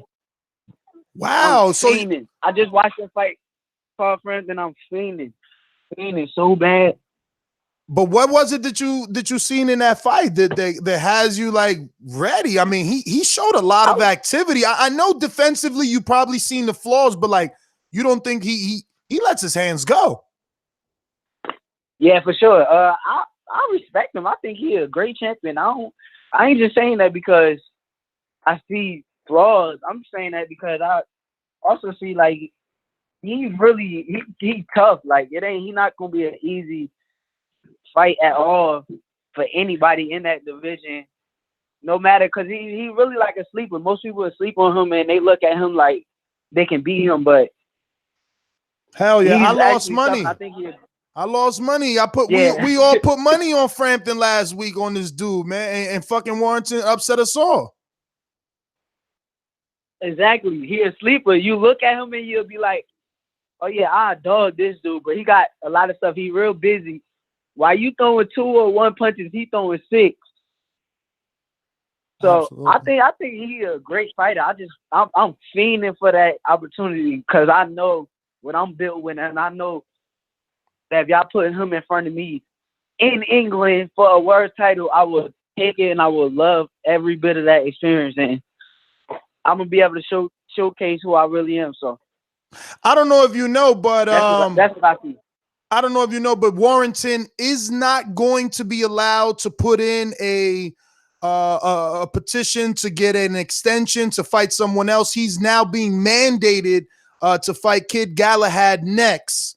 Kid Galahad just beat Toka. Okay. So what's your thoughts? I think Warrington beat him though. I watched him fight Toka Khan. I just sparred with Toka Khan too, like a couple of days ago. But I seen him fight Toka Khan. I think Josh Warrington beat him. Did you by happen chance see the Floyd Mayweather versus Nasukawa fight? And if you did, give me your quick thoughts on it. I mean, if I got paid $9 million to fight somebody like that, I'll be lit. So I can't hate on that, man. I think that was easy money for him as always, and it was easy money. I ain't really got too much to say on that because I know that a lot of people was hating on Floyd for that fight, but I'm not them type of people. I'm not gonna hate on that, man. Well, Shakur, man, we want to thank you obviously for your time. You know, Silver Olympian, super red hot prospect, and for me, it's always a personal enjoyment to have you on the show. We come from the same city. I am a product of my environment and rehabilitated, and I am happy to see a young man like yourself coming out of my city without any issues, you know, and definitely making it to the heights that you've made it to, signing with Top Rank. I mean, your dream is a lot of people's dream, and I'm glad that you're living it. And we're going to live it vicariously through you, through our city. So Newark, New Jersey, stand up. Shakur Stevenson in the building. Thank you again for your time. Have a great morning. If you got any social media you want to give out to these fans, crazy enough not to be following you, go ahead and do so. Follow me at Shakur Stevenson on Instagram and Twitter. And keep tuning in. I'm gonna become one of the greatest boxers ever one day. And I say that with a lot of confidence. Man, drop that gamer tag, homie. Don't duck no face. And follow me. Hey, follow me. Add me on PS4 for 2K19 at Shakur FBIHH. All right, Shakur, thank you again. Have a great morning. There you have it. Shakur Stevenson, Newark, New Jersey, Silver Olympian, Top Rank, red hot contender / prospect. Doing his numbers. Man, big ups to Shakur, man. He said, I want Josh Warrington. Damn, man. I'll go over there and fight him. He hurt my feelings all morning. First he said Wilder lost. Then basically he gonna say Crawford winning. He said Thurman ducking. Fuck. Yeah, but hey, man, with that damn Wilder boy. Listen, that's why Wilder wants the rematch. Exactly. That's why you know Thurman needs to fight somebody. That's why we're here right now this morning. Fury, man. If you're listening out there, brother, please give the man the rematch, bro. It's a lot of controversy out there. You got people out here that are thinking that you don't want the rematch, and I know for a fact you are a fighting man. Wilder is a fighting man. Let's go and get the shit on again, baby, and let's do it bigger and better. Let me tell you what that is. That's leverage. I know. He's twisting the public perception into financial leverage, or at least hometown territory. So it's going to be like, look, we won. We don't need you anymore. The world thinks we won. We could easily go and take less money to fight Anthony Joshua and make a bigger fight domestically. So we'll still give you a good check, but you got to fight in the UK. It's leverage. It's well said. Well said. Twisting the elbow to make sure that the fight happens on their terms now. I think it's more of the hometown leverage than the financial leverage. So I think it's both, though. It's got to be both. I don't think financially. Yeah, you can't play both because financially the fight makes more sense in the USA. That's a good point. That's a good point. You're right. That's wow. Yeah, that's well, I mean, I guess you could I mean, it just depends on what level it is. I mean, what you're asking for. I mean, but yeah, you're right. Nah, you're right. That's a good point. That's a good point. The call was being modest about him being a prospect, but like again, if we giving Teofimo Lopez credit for not being a prospect anymore and being a contender, if Devin Haney's claiming contender status, Shakur Stevenson with 9 fights. I mean, getting a knockout on the Terrence Crawford undercard where like 3 million people watch, it's gonna be hard to stay a prospect getting a. No, I don't think he is though, because he's definitely not a prospect. At 9 fights, the last dude he fought. Wait, you said Shakur is not a prospect? I don't think he is at this point. Really? Why? What fight makes him not a prospect? Again, that's why I'm asking every guy that we get on the show. And I wasn't coming at you. I was. No, I know. We're just talking. What I'm saying is that's why I want to be more knowledgeable on the term prospect contender. And I've been asking every fighter, every trainer, everybody that comes on the show, I'm asking them the same question, because is it a fight or is it the eye test? You know, because again, he just fought a dude that's a common opponent, right? And he's about to again. Johnny Gonzalez fought Rosales. Exactly. And look at when Johnny Gonzalez knocked out that dude. Look at the time in Shakur's career and life that he's fighting him. That's what I'm saying. The time when you fight a person matters. You know, it matters. I would like to hear the callers just like real quick say they think Shakur is a prospect or not. Definitely. Well, let's get out to him. I'm going to go to the sponsors. You know the number to call in, 1-425-569-5241. Press 1 time to voice your opinion right here on the Voice of the People hotline. International callers calling anywhere around the globe. Add Nestor Gibbs on Skype. Download that app on any smartphone, Android or iPhone. Absolutely free. Add Nestor Gibbs on Skype and call from around the world. Let's fucking do it. Let's go! Let's go! Let's go! I'm ready! These calls are brought to you by El Camino Electrical Services, experts in electric vehicle charging stations. For consultations and turnkey installation, visit us at elcaminoelectricalservices.com. Stunner in New Jersey. What's going on, brother? Good morning. Yo, what's good, TBB? How y'all doing today? We're good. We're good. How are you? What up? I'm doing good. Yo, I really wanted to call in yesterday, but I had a meeting at work. Yo, this is at you, Mike. I just wanted to prove a point because I remember you were talking about, resumes and Luis Ortiz and Dillian Whyte's activity. All right, so when you're a champion, right, you essentially give credit or credibility, I should say, to the person that the champion defends his belt against. And you guys always give, Dillian Whyte credit for beating Joseph Parker, Anthony Joshua for beating Joseph Parker. Now, when Joseph Parker was a champion, he fought and went 12 rounds with Razvan Kujano in the championship title fight, right? And Luis Ortiz knocked that guy out that he went 12 rounds with in 2 rounds. Yet, when you guys talk about Luis Ortiz's year, you guys say, oh, he hasn't fought nobody. He fought a random guy and he fought Travis Kaufman. That doesn't make sense because you try to say that Parker is legitimate. There's a guy who went 12 rounds, just like Dillian Whyte did with Joseph Parker, right? And then Ortiz ices the guy, and then like, oh, he sucks. So, I mean, you can't be flip-flopping here. You got to, really observe and look at these guys' resume before you, trying to roll them out. But, yeah, that's all I had to say. Did you know that Razvan Kujanu was a replacement for Joseph Parker, and it was like on 4 or 5 days' notice? All right. I mean, that's all the more. And that's a sparring partner of Joseph Parker's too. So I'm not quite sure how motivated Joseph Parker was to get the guy up out of there. Wait, so check this out. So you're now going to try to say that a guy that Joseph Parker fought on 5 days' notice, who he trained with, and he went the distance with, sparring partner. Ortiz iced that guy in two. All the more reason. Ortiz iced that guy in 2 rounds. Yet you try to say that Dylan White is more deserving than Luis Ortiz. So you're saying, hold on, whoa. So whoa. You're saying Rajvan Kajanu is a better win for Luis Ortiz than anybody that Dylan White fought this year? Dog, hear me out. No. That's what you're essentially saying. Since Parker fought Kajanu and Ortiz fought Kajanu and got him out of there, that makes Ortiz more deserving than a win over Lucas Brown, a win over Joseph Parker, and a win over Derek Chisora. Did Rajvan Kajanu beat Parker? No. Look, no, listen, hear me out. Kajanu went 12 rounds with Joseph Parker. Did he win? White also went 12 rounds with Parker.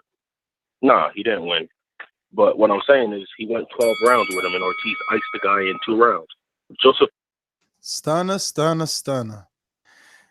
On the morning show, I gave you 3 minutes, and you let Mike put you on the fucking ropes. He tried. I mean, he had a whole minute and a half extra over the normal morning time. Yo, and you I feel like he did his thing in that time, but then he let Mike get him. Exactly. Look, bro, I didn't even talk for like a whole minute. No, I didn't cut him off. Exactly. I didn't do nothing. I know. His opening argument was strong. So that's why when you came back with such a strong defense, I said, fuck it. I got to give this dude an opportunity to come back. You know what I mean? Because he's going to be on the other end of the phone mad. But damn, I gave you that other opportunity, yo. I see as a referee, seeing you all shaky legged, I jumped in. I was like, no, I ain't going to stop it. Go ahead. Y'all keep fighting. As a champion, letting you motherfucking fight out the rest of the round, bro. But we stopping this one in the corner, Stunner. I mean, somehow 2.0 looking, yo, how you knew that Alpha? He like, what? He was a late replacement. He was. He been waiting to throw that in there. That killed your whole argument. That's it. If whoever fought Kajanu would have got an 8 week and went 12 rounds, your argument would have been rock solid. But he did bring up a good point, you know what I'm saying? Definitely did. What you told him? That's what we sitting here saying. If he would have said, hey man, Duopod was a replacement for Povetkin, and Povetkin got him out of there easily, then I wouldn't have pretty much nothing to come back with, but he didn't. So Mastermind status, Javier, Alabama. Yeah.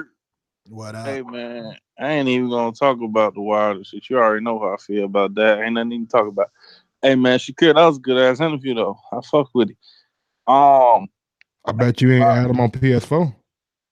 I know. I will get that nigga that work. Don't be adding them if y'all ain't even good. He don't need a whole bunch of messages or Hey, bombs. first off, my nigga, Ness, worry about your old niggas shit. Don't worry about us young niggas. You're right. I don't play video games. Yeah. Whatever. Tricks is kids, anyway, B. Don't nobody care that you goddamn 78. Leave us alone. Damn. We hey man, but I ain't gonna lie, I think Shakur probably could be Warrington, like, you know, take another UK soul. But I mean, I think he can give all them little UK niggas work. He can give Frampton that work. He can give Warrington that work. Yeah, I think it'd be bad actually, because I mean he way more powerful than them. Yeah, hey Mike, set up that 2K match for me, man. We're gonna get that nigga that work for TBV. Already, man. I got you. All right, I'm out. Alrighty then. Might live stream that shit. We're going to J Hardcore on the boomerang status. What's going on, Jay? DC. Dollar DiBiase Productions. J Hardcore Boxing. You don't know shit about boxing. BoxingVoice.com. Hey man, do my eyes be that low? Everybody think I'm over here knocked out or some shit. You be sleep, B. Dude, Why you talking over J Hardcore's call, man? You stay doing that. forgive me, got callers, bro. I'm sorry. I think Good Jay. morning, family. How y'all feeling today? Damn, Jay, I was about to say you must have fell asleep. Nah, I ain't fell asleep. I was just hearing what he was talking about. But what we were speaking on earlier when he said that Fury should Wilder should go over there and fight Fury over there because it's only fair. Man, that was Manchester Mario saying that shit. Yeah, that's some bullshit right there. For the simple fact, man, it ain't no fair. Wilder's still the champ, man. You got to come over. You got to beat the champ. And why would he take less money? I mean, you take less money until you lose. Long as you winning, whatever you got paid the last time, you get that or more. And you're not going to get that over there in the UK. So why should he go over there and fight them? Because they already said what they're going to try to do. You know how they do over there, man. The refs will beat you up. Yeah, I just don't see. I don't even think I'm free to rematch. But all the narratives I keep seeing being pushed out right now doesn't equal up to it. And I'm not letting them off the hook. He should come back. He should fight. If he a gypsy warrior, they travelers. Keep traveling. That's what I do. Come back over here. Settle the score if you think you that goddamn bad. You feel though you won the goddamn fight? Run it back. Simple as that. You got everybody in his camp talking about risk and reward now. Risk and reward. Then I ain't fighting. Cut it. Yo, we got a super chat from Kings of Kings Boxing. Hearing Mike is like listening to the man. New Jersey Camden or MJC? I don't know. What does that mean? What does NJC mean? Going to Rhythm and Violence, Boomerang status. What's going on, Rhythm? What's up, Woody? What up? Mike, man, I'm starting to think you got more X chromosomes than these things. You got an XY chromosome. Damn, man. All these female tendencies, you just keep coddling these motherfuckers. First, who I'm calling now? First, you coddling Fury. Let me tell you something. I'm calling Fury. Wow. He only gonna win on the card, and his own people said it was a tie. Do we not remember? What did the UK judge? What did he score the fight? The UK judge, not the American. The UK judge. What did he score the fight? A tie, I guess. I scored the 1-2 though. Right, motherfucker. So that means you didn't prove shit yet. Carry your big ass back over to America and stop worrying about them $20 pay-per-view. See, the pay-per-view fights in the UK, they for kids, man. I could buy a doggone large Happy Meal with my family and a Big Mac for $20. That ain't no real pay-per-view. If you really want to do pay-per-view, come back over here. They ate it. We're probably gonna pay $90 this time for that pay-per-view fight. Bring it over here and fight over here. Cut it. How the fuck you gonna throw that out there, bro? You know that's it. It's over now. You wilding, dog. But hey, I'll pay $200 for that shit. Don't change the market on us, RV. Come on. I see where the rhythm at, but I also see where the violence at. You wild. He about to cause no. I'm confused though. No. How was I calling Fury? I don't understand. You still on that? I didn't get it. But he came at me like I was. No, I'm saying I don't get it. I don't. Well, you and Mario are on this. Yeah, he should go over there, and Mario on this. Yeah, he should go over there. I didn't say that. I said fair is where there's nothing fair about boxing. That's what I said. The Mario was like, but Mario said something about like fair. I said something. I don't remember. My whole thing is you go where the money is. Period. But public perception and the way he's trying to play that leverage, like Ness said, he's trying to get the fight over in England. I don't think that's coddling. I don't think it's coddling either. I think it's telling the truth. Fury's trying to play his cards to where the fight happens on his territory. Ladies and gentlemen, I'd like to introduce to you a young fella, and he comes from the Magnolia. Ladies and okay, that was a fuck up. And what up?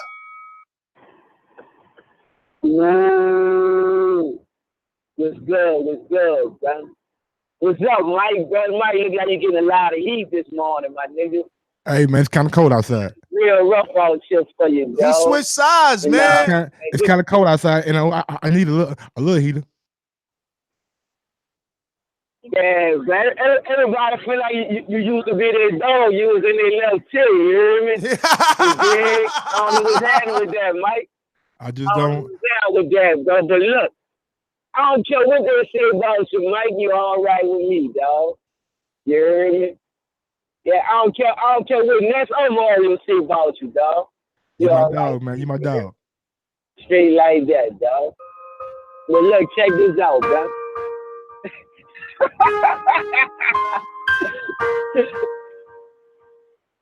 Say, bro, come on, man. Cut that soft ass shit out, man. Come on, man. You heard me? But look, check this out, Chuck, bro. It's all gonna come down to money with the Fury and the Wilder fight, bro. It all comes down to money. They got their money in the UK. They want Wilder to come over there. Get the money right. And so I'm not gonna waste no more time on that. Now let's get to the other subject. Say, bro, how the hell y'all gonna say Devin Haney and Shakur Stevenson some motherfucking contenders, and y'all said Marcus Brown ain't no contender? Man, that shit crazy. How the fuck Marcus Brown ain't no contender? Thank you, N.O. Don't say y'all. Don't say y'all. Come for that nigga right there in the middle. But that's based off this new information that you ain't got to beat nobody to be a contender. I was going off. I was going from the old school, bro. They ain't been pro that long, man. These dudes ain't even been pro that long. Hey, man, I was going old school till like a week ago. Old school was, man, if you ain't beat nobody, you still a prospect. You know what I'm saying? But Mike and Mike and his love for all the fighters that he loved, he like, nah, Marcus Brown a contender. So it's like, fuck, if Marcus a contender, Shakur, Haney, Teofimo, they all contenders. Nah, them dudes not on the same level. Them dudes not on the same level. Now, come on, bro. Thank you, man. You feel like Shakur, where they at in their career right now, that's at the same level as Marcus Brown. Let me tell you something. Shakur's last win. Somebody go check Marcus Brown records, because unfortunately, cut it. But check Marcus Brown resume and check the number of fights. Just the same way the UK fans do Wilder. Go number 9 fight, and tell me where they was at so you can see the difference. Okay. I see what you're doing. Number 9 fight, he fought shit. I'm nervous right now because it ain't. 1, 2, 3, 4, 5, 6, 7, 8, 9. Kentrell Claiborne, 4-8. There you go. Who the fuck is that? Now who's Shakur's 9 and 8? You know what I'm saying? There you go. Like Shakur ain't playing. He coming. It's like, look, everybody got so caught up in the Lomachenko route. Okay, everybody ain't gonna do a title shot second fight, but this is a similar Lomachenko Rigondeaux route. This is a Joe Joyce route where it's a super talented amateur being aggressive. He's being aggressive, but I think what you got to understand is with Marcus Brown, he's ready to step into the ring with a Badou Jack. Do you think that Shakur is ready to step in with someone of that caliber right now? No, but that's what makes him a prospect. Listen to me. That's my point. That was my argument. That this fight is dangerous for Marcus, who hasn't had the in-between. This fight was perfect for Marcus had there been a title on the line because the risk is worth the reward. That's all I'm saying. That's how this whole contender prospect argument came about. I'm saying, dog, this fight doesn't happen like that unless there's a title, because now you win. I even told him on a conference call, now you win this fight, who fights you? Dudes ain't touching you with a 10-foot pole. Now you beat the dude that everybody thought beat Adonis. Like, why are they fighting you? They want money to fight you now. They want money and you ain't got no title. So now you the B side that's dangerous. Now you made yourself into Gennady. You made yourself into Earl. The person that no one wants to fight. That ain't. But that winner of this fight would most definitely probably be the mandatory for the WBC coming up. Again, further issue that I have, Mario, right? As Al Haymon, look, he's obviously smarter than me, right? They say he went to Harvard and all that great shit. But what I'm saying is you got 2 dudes highly ranked in the WBC. Why the fuck you gonna put them to fight each other? Why? They wanted to. I mean, it probably going to have to fight each other. I hear you, man. I hear you. I'm talking to Mario, and I'm not saying that in an offensive way at all. Don't take it that way. I want you to hear the whole statement so then you can assess it. Like, you gonna waste two dudes on your stable with each other with no reward. A WBA, Intercontinental, whatever bullshit belt. It's not even the regular. It's not even the super, okay? When you could easily send one of the motherfuckers to fight Godcheck. Okay, they might lose. Okay, but they might win. And they'll bring that belt back. And now you got one of these dudes didn't take a loss for nothing, and he could fight the dude that took the belt because they both highly ranked in the BC, who Godcheck got the belt for. But again, I ain't go to Harvard, man. I ain't go to Harvard. Let me see. We got Jay Hardcore, who is invoking that boomerang status.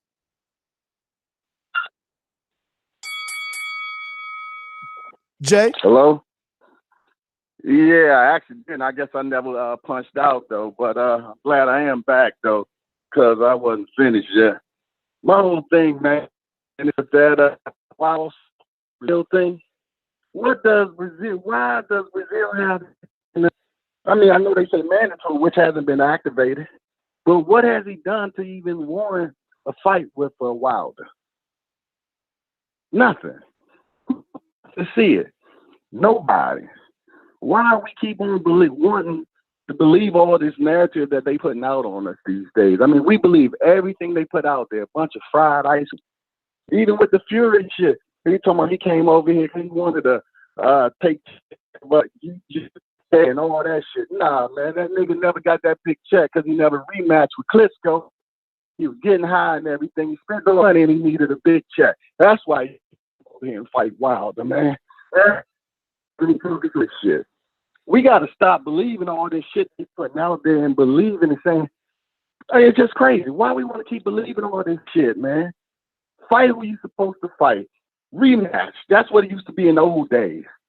Don't get that shit no more anymore. All we get is a bunch of stupid-ass narratives, and we believe it. And as long as they see us believing that shit, they'll push that shit right down our throat every goddamn time. We got to stand up and stop taking this bullshit. And say, cut it, cut it. To all the supporters and listeners, head over to ThaBoxingVoiceShop.com and bring in the 2019 year right and get 19% off everything in the store. And use the coupon code HAPPY19. That's HAPPY19. Thank you so much. Let's see who we got. A lot of callers. Nobody get mad. You know, morning shows have now been solidified at 1:30.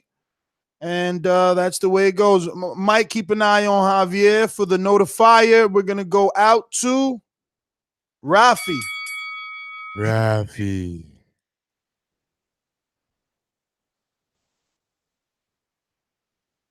You might be muted, Ralphie. Come back to me, Ness. Come back to me. No problem. No problem. Michael, UK. What's going on, Miggity Mike? Hey, how's it going, guys? Yeah, look, end of the day, it comes down to Dominic Breazeale. He's mentioned Dominic Breazeale a lot now. Don't be surprised if he fights Dominic Breazeale next. I had a feeling it was going to be the case, but I hope it's not. I hope he fights Fury in the rematch. But I think that it's going to be Dominic Breazeale next, and I think that all of us is going to have to just accept it. With a bitter pill down our throats, because Wilder, as he says, he fought killers back to back, so he deserves a little soft touch. And I think that's how it's going to be promoted as, and that's how it's going to be sold to the public when it happens. But I just want people to remember that he had an option of fighting AJ, and he turns it down to fight this dude if it happens. I just want people to remember that, and let's not use double standards. Anyways, that's my call. Take care. Have a good weekend, fellas. Going to DJ Skype. Talk to me.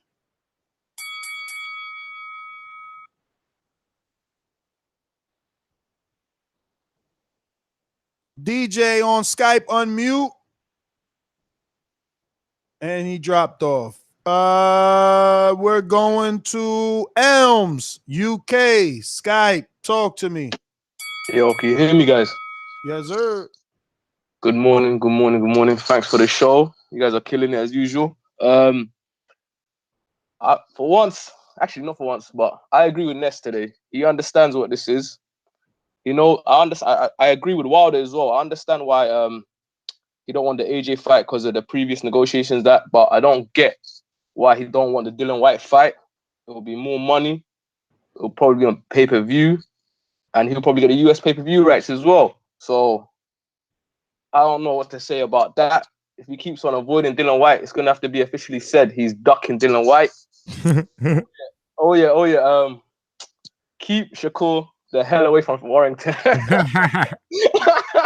All right. See you guys later. That's it for today. I'm glad you're sensible about something. Thanks for calling in. DJ, you're back. Hold on. Oh, my bad. Go ahead. I'll say it after DJ. Go, DJ. That's my DJ. We hear you, brother. What's up? Hola. Okay. Hola. Hola. ¿Hablas español? Sí. Llamaba. I'm calling you because me gusta el boxeo. Ok, puede hablar entonces sobre el boxeo. ¿De dónde eres? Pero llamaba porque me gusta mucho ¿cómo se llama? AJ.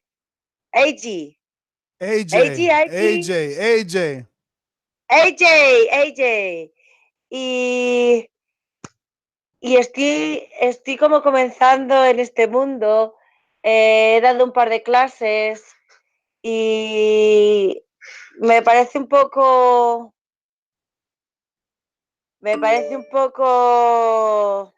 difícil.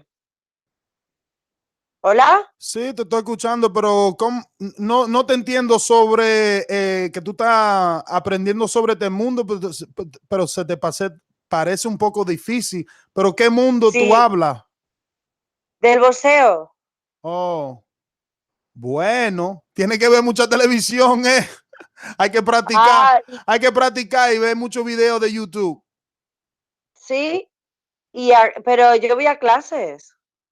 Oh, tú estás hablando sobre pelear, no verlo en la televisión. Tú dices practicar la arte de boxeo. Sí. Oh, no, ok. Bueno, eso tú necesitas un entrenador, pero este es un programa de boxeo para hablar sobre la pelea. Tengo que seguir con otras personas que han llamado, pero gracias y nos vemos hasta la próxima. Hasta luego. Gracias. So, yeah, totally confused, thinking somehow we could help her train. Let her know it's a podcast, not a gym. Shout out to New York City. Hey, we international, bro. Y'all just heard that? Bro? I didn't know what the hell was going on, but Ness came here, say the day, and spoke Spanish right here on TBV. I mean, that's about the best I could make up, right, Mario? I mean, yeah, she was saying, and not only that, but she was like very confused about what we were even talking about, as far as like it's like she thought we were having to deal with the people we were talking about. Like, I heard AJ, right? Tell you, no, but she would. Yeah, no, she definitely said she likes AJ. But the reason I even entertained it, I was skeptical. I know everybody was waiting for the moment to hear that it was a troll, but I promise you, all week she's been listening. No, that wasn't a troll. Yeah, I thought it was too. Remember just the other day or just the other show. The problem is, we do so many shows. I don't know what day it was, but remember I said DJ, and then she didn't answer, but the other DJ answered, whose name was French, and he said it's pronounced Deja or some shit like that. Right? She was on the line. Like, she's been on the line. But like, where's she from? Maybe you guys like pointer. Definitely Argentina. Definitely, it sounds like it. Anyway, I mean, I'm sure she could be from somewhere else. Maybe fucking Uruguay. I don't know any gyms in Argentina. Yeah. Well, to get us back on track real quick, I do want to say, what's funny is they're saying that Wilder-Whyte would be pay-per-view. I don't know. Is it funny? He said Wilder-Whyte would be a pay-per-view in the US. And then yesterday somebody said that White-Ortiz wouldn't be a pay-per-view in the UK. That's not the same caller, but I'm just saying, like, I think that's funny. That coming White from the would not UK be side. a- Remember, if the fight happens in the UK, Wilder-Whyte would not be a pay-per-view. No, I'm in sorry. He the said US. White-Ortiz wouldn't be a pay-per-view. Yo, they said in the chat, you lying. She said, AJ's a bum. Yo, Suleiman, talk to me, New York City. Suleiman. How you doing, Max? What up? Yeah, I think that if Deontay Wilder should just move on to the next better opponent. If his next better opponent is the Alien White, then move on with that. If his next opponent is Tyson Fury, if Tyson Fury doesn't want to negotiate, he's coming into the twilight time of his career. He should not have too many lapses like he's been having. Trying to negotiate that big deal with Anthony Joshua took a lot of time, and then the Tyson Fury, the contract was made fast. He fought to a draw. The fight was pretty good. He dropped the guy twice. If he would have fought anywhere else, he would have knocked the guy out. Tyson Fury took a hell of a beating in that fight. I think it was like a career-ending beating. I think that was the best performance of his life. I don't think he's gonna perform the same way. I think he's starting to start show fear. That's why he's hesitant to make a rematch because I think Deontay Wilder would do the finishing touches in this second fight and knock him out quick. Somewhat like what he did with Birmingham Thurman.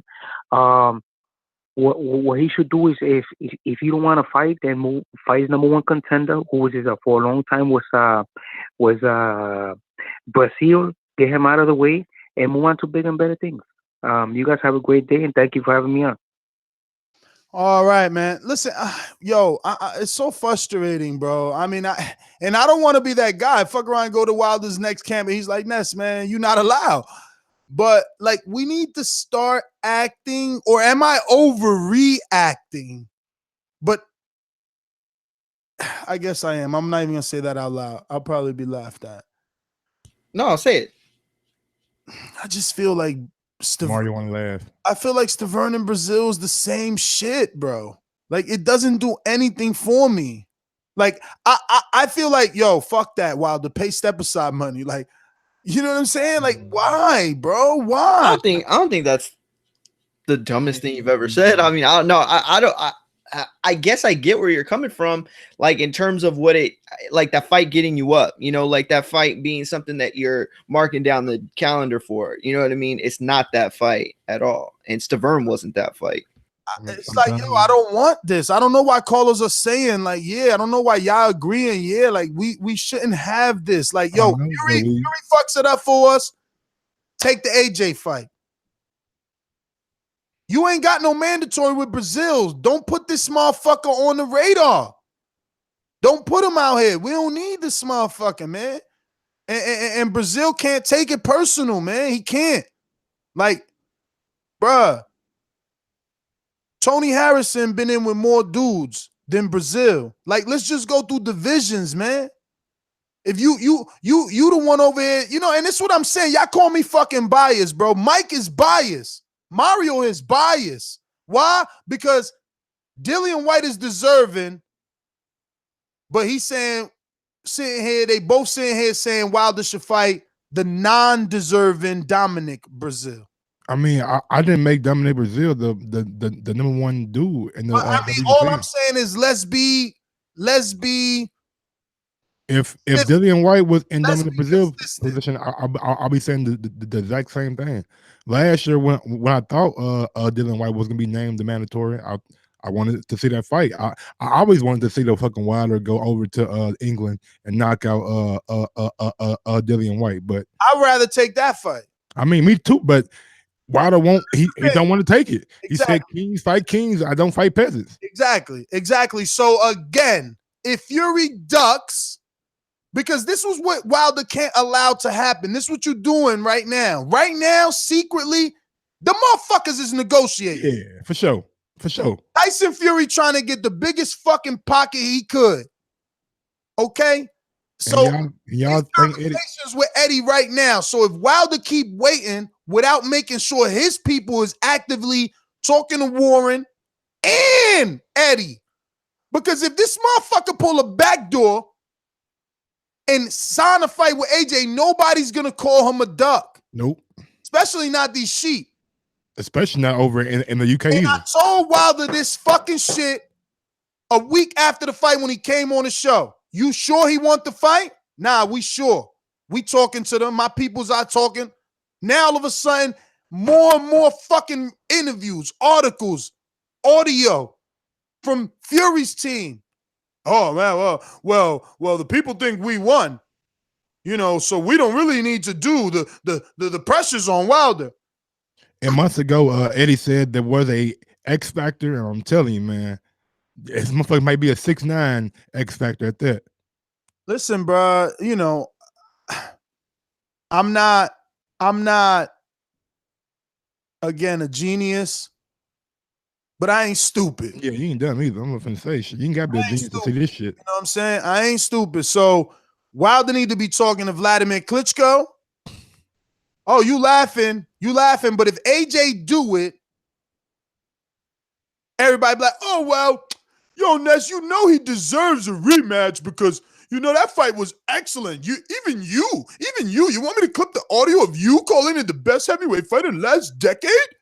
Vladimir deserves a rematch, Ness, after he had all those years defending it. Like, they'll find a reason. So Wilder better find something. He better find something. Because That's a good point. I like that, though. I don't think that's a bad move because it's got to be something that's not lateral.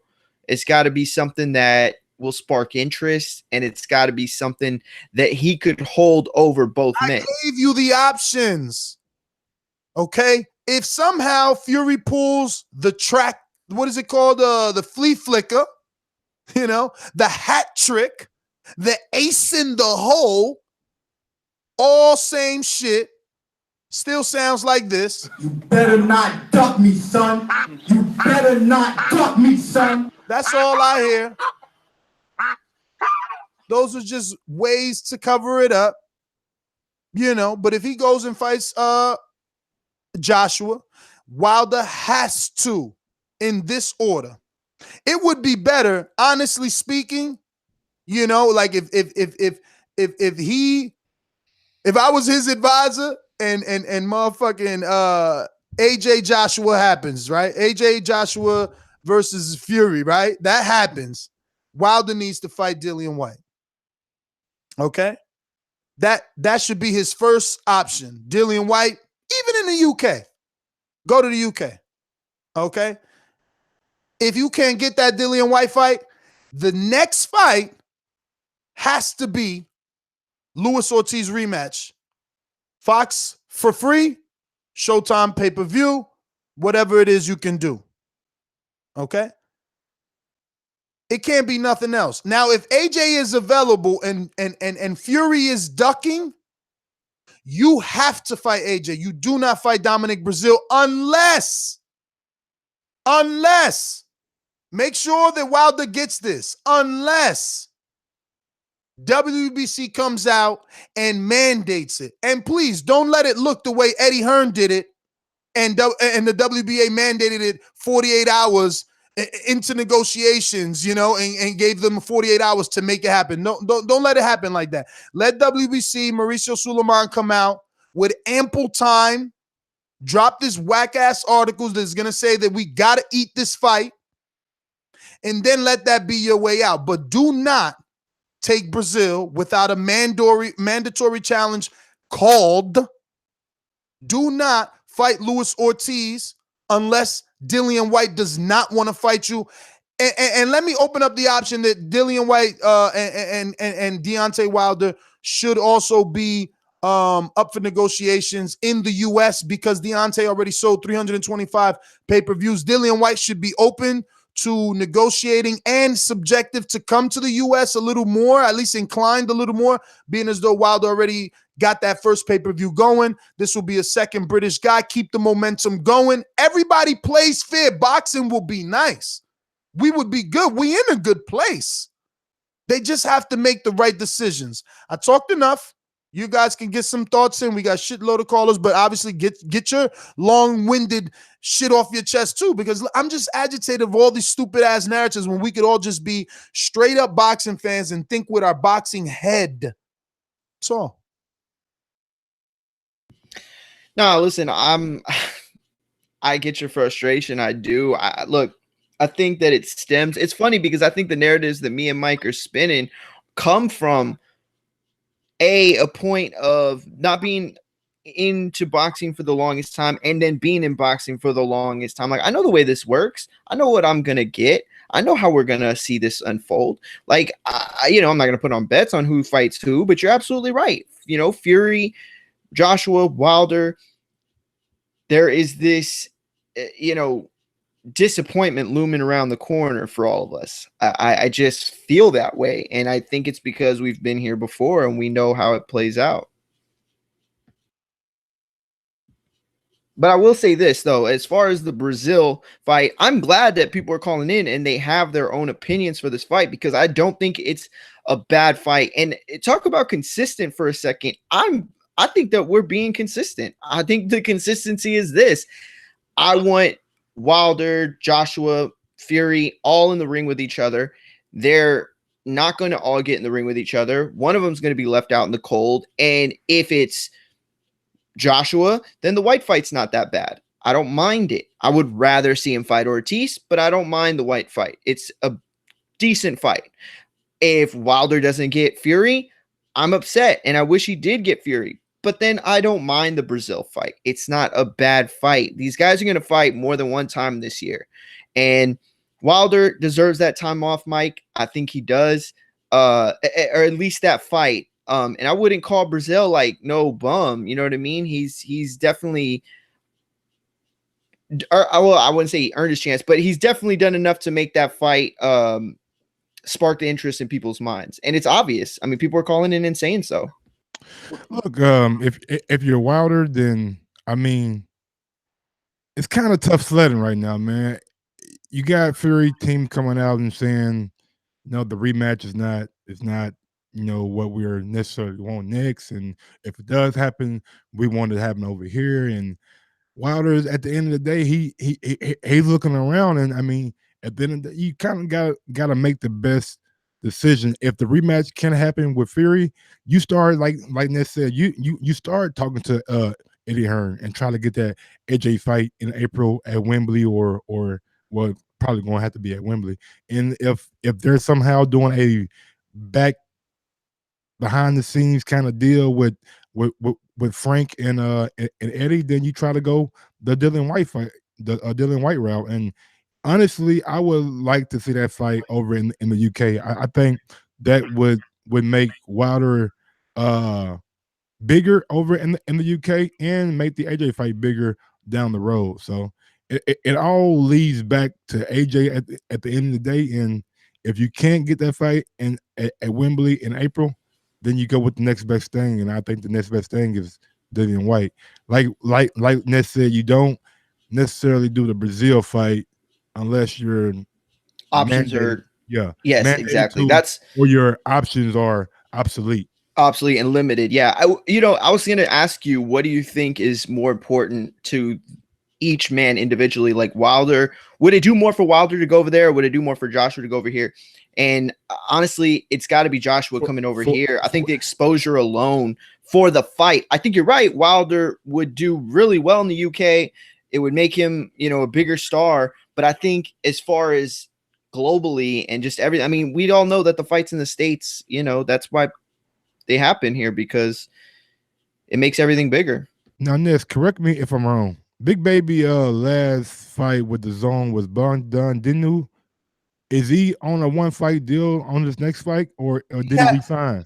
Him and Jacobs have not announced, but this is why, dog. You think them people don't know that ain't nobody watching the Zone? Yeah, come on, man. So they want that bag for the re-up. Exactly. Jacobs ain't going over there just cuz. I want the guarantee I'm getting fucking Canelo, and I want the bag. Make sure it's a Louis V. The reason I asked about Big Baby, if he's doing like one-fight deals with the Zone, because he did a 2-fight deal with the Zone, but he's supposed to re-up. But he told me, and it's on video, he told us he is absolutely re-ing up. You know what I'm saying? They've been dangling the AJ carrot at him all day, and he knows he's the other top option as an American opponent for AJ. not named Deontay Wilder. There is no one else in the running. Like, he is absolutely next for that American slot as long as Wilder doesn't take it. So, you know, he's got with networks getting in the way, like that's the bet. It might even be the easiest, or it is, I think, the easiest option at this point. That's the flea flicker all day. You heard AJ already on Akin Barak show talking about New York, and I want this and I want that. Listen, let's go back to these calls. We got a lot of them. KO'd, what it do, champ? Boomerang in, talk to me.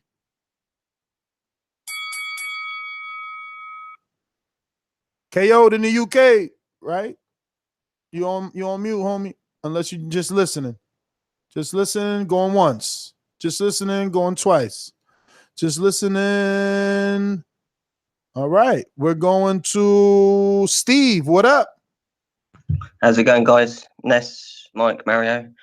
Yeah, nobody wants to see the Wilder-Breazeale fight. I mean, best case scenario, in an ideal world, you'd want to see White versus Breazeale in a fight-off for the mandatory slot, but Breazeale won't have that.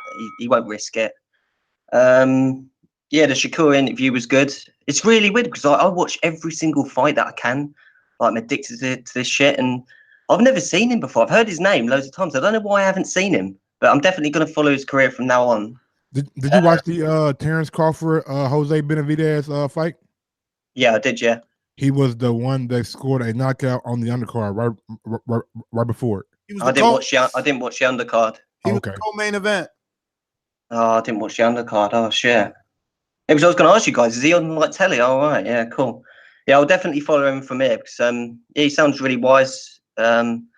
I want to catch all these fighters really young, you know, like when they're 0-0, really, you know, when they first start, like all these DAZN fighters, you know, like White Chocolate and all these, and Anthony Sims Jr. is he's got quite a lot of fights under his belt, but I want to catch like all the young lions, you know, and like see him from the start. So that's what I want to start doing. Ness, I've got a bone to pick with you. You've been saying for the last couple of days about White has had his shot against Joshua, which wasn't even a world title fight, but yet you said earlier in the show that if Wilder doesn't fight Fury or Breazeale, you want the Ortiz rematch, and Ortiz has already had a shot against Wilder. That makes sense. You heard the order I put it in. I asked for Dillian White first. If Dillian doesn't want to do business, then he should absolutely take Luis Ortiz, either a pay-per-view Showtime or Fox pay-per-view. I mean, or Fox free TV. So would you accept Dillian White as the last resort then? Not a last resort. I want listen to my thing one more time because I know you guys don't get it. Look, if AJ and Fury fight next, Wilder's option in my eyes, the best option next would be Dillian White in the UK. But because I know Wilder just did 325,000 pay-per-view buys at $85 or $75, yeah, it is absolutely worth Dillian White coming to the U.S. as the second UK guy to fight Deontay Wilder on pay-per-view. If Dillian White somehow says, fuck that, I ain't doing it, then Wilder's next option in my eyes is Luis Ortiz on Showtime pay-per-view rematch or Luis Ortiz on Fox free TV to get more people to watch you do what you did the first time. If he can't get that Luis Ortiz, the only way Nestor Gibbs, am accepting Dominic Breazeale without being just as harsh and critical as I was of AJ Povetkin is 90 seconds. Is if it is mandated and ordered by the WBC. All right, fair enough. That's my call anyway. All right, brother. Thank you for calling in, Steve. Always a pleasure. Going to the boomerang status on a JD. What up? JD, motherfucker. There's a lot of things I like to do, so just try to get on my 60 seconds. I don't know why they gonna call me, but I'm a 54 pounder. But I have a brother that's at 160.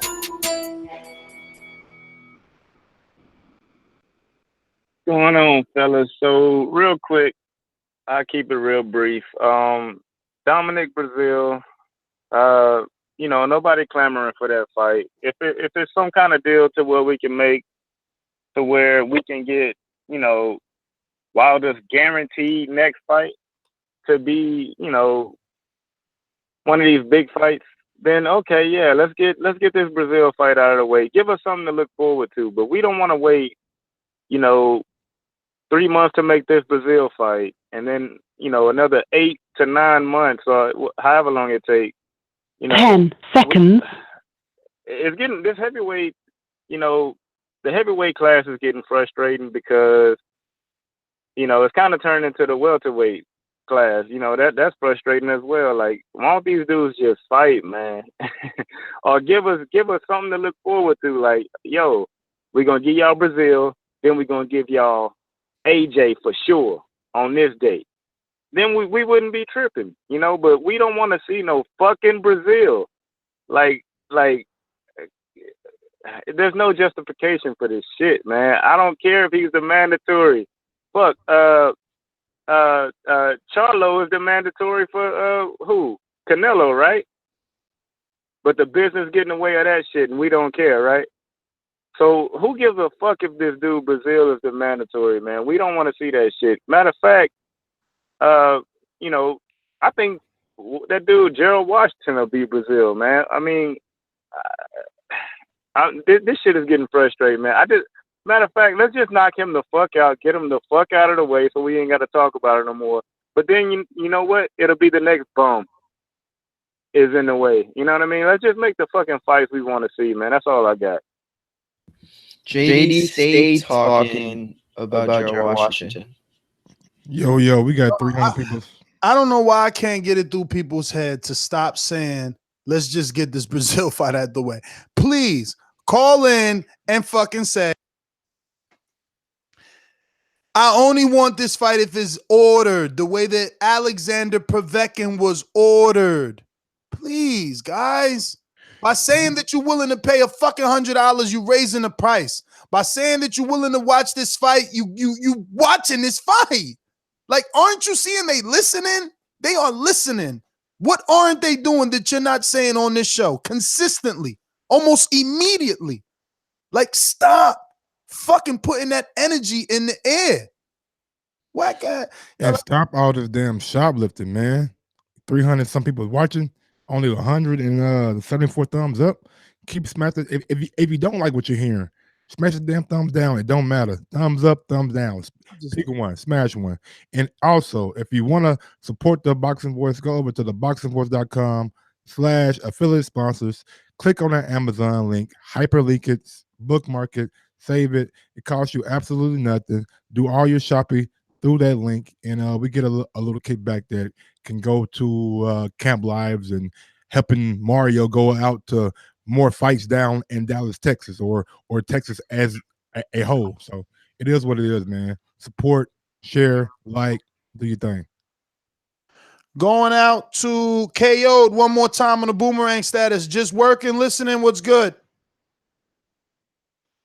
Yo, I'm here now.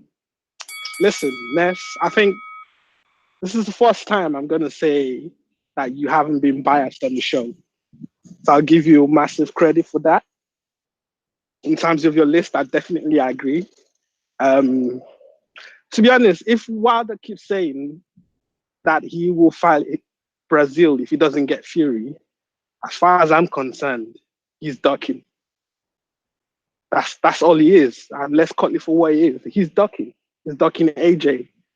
And one thing I was going to say is, like, with the AJ Povetkin situation, they actually, if you remember, they actually, ordered the fight. And Eddie Hearn asked for like a 3-month extension to negotiate. So it wasn't actually 48 hours. It was actually, he asked for more time to negotiate. So I think Wilder can't just say, oh, I want to fight my mandatory. He has to, I like what you're saying. I think people need to force him to decide that he wants to fight AJ if Fury won't fight. He needs to stop saying he wants to fight Breazeale because he's been ducking till this day. Still ducking AJ. He needs to fight, man. That's my call. KO, thanks for calling in, brother. Love the energy. If you wouldn't have said to this day twice, I was going to go right into the soundbite for you just to make it even funner.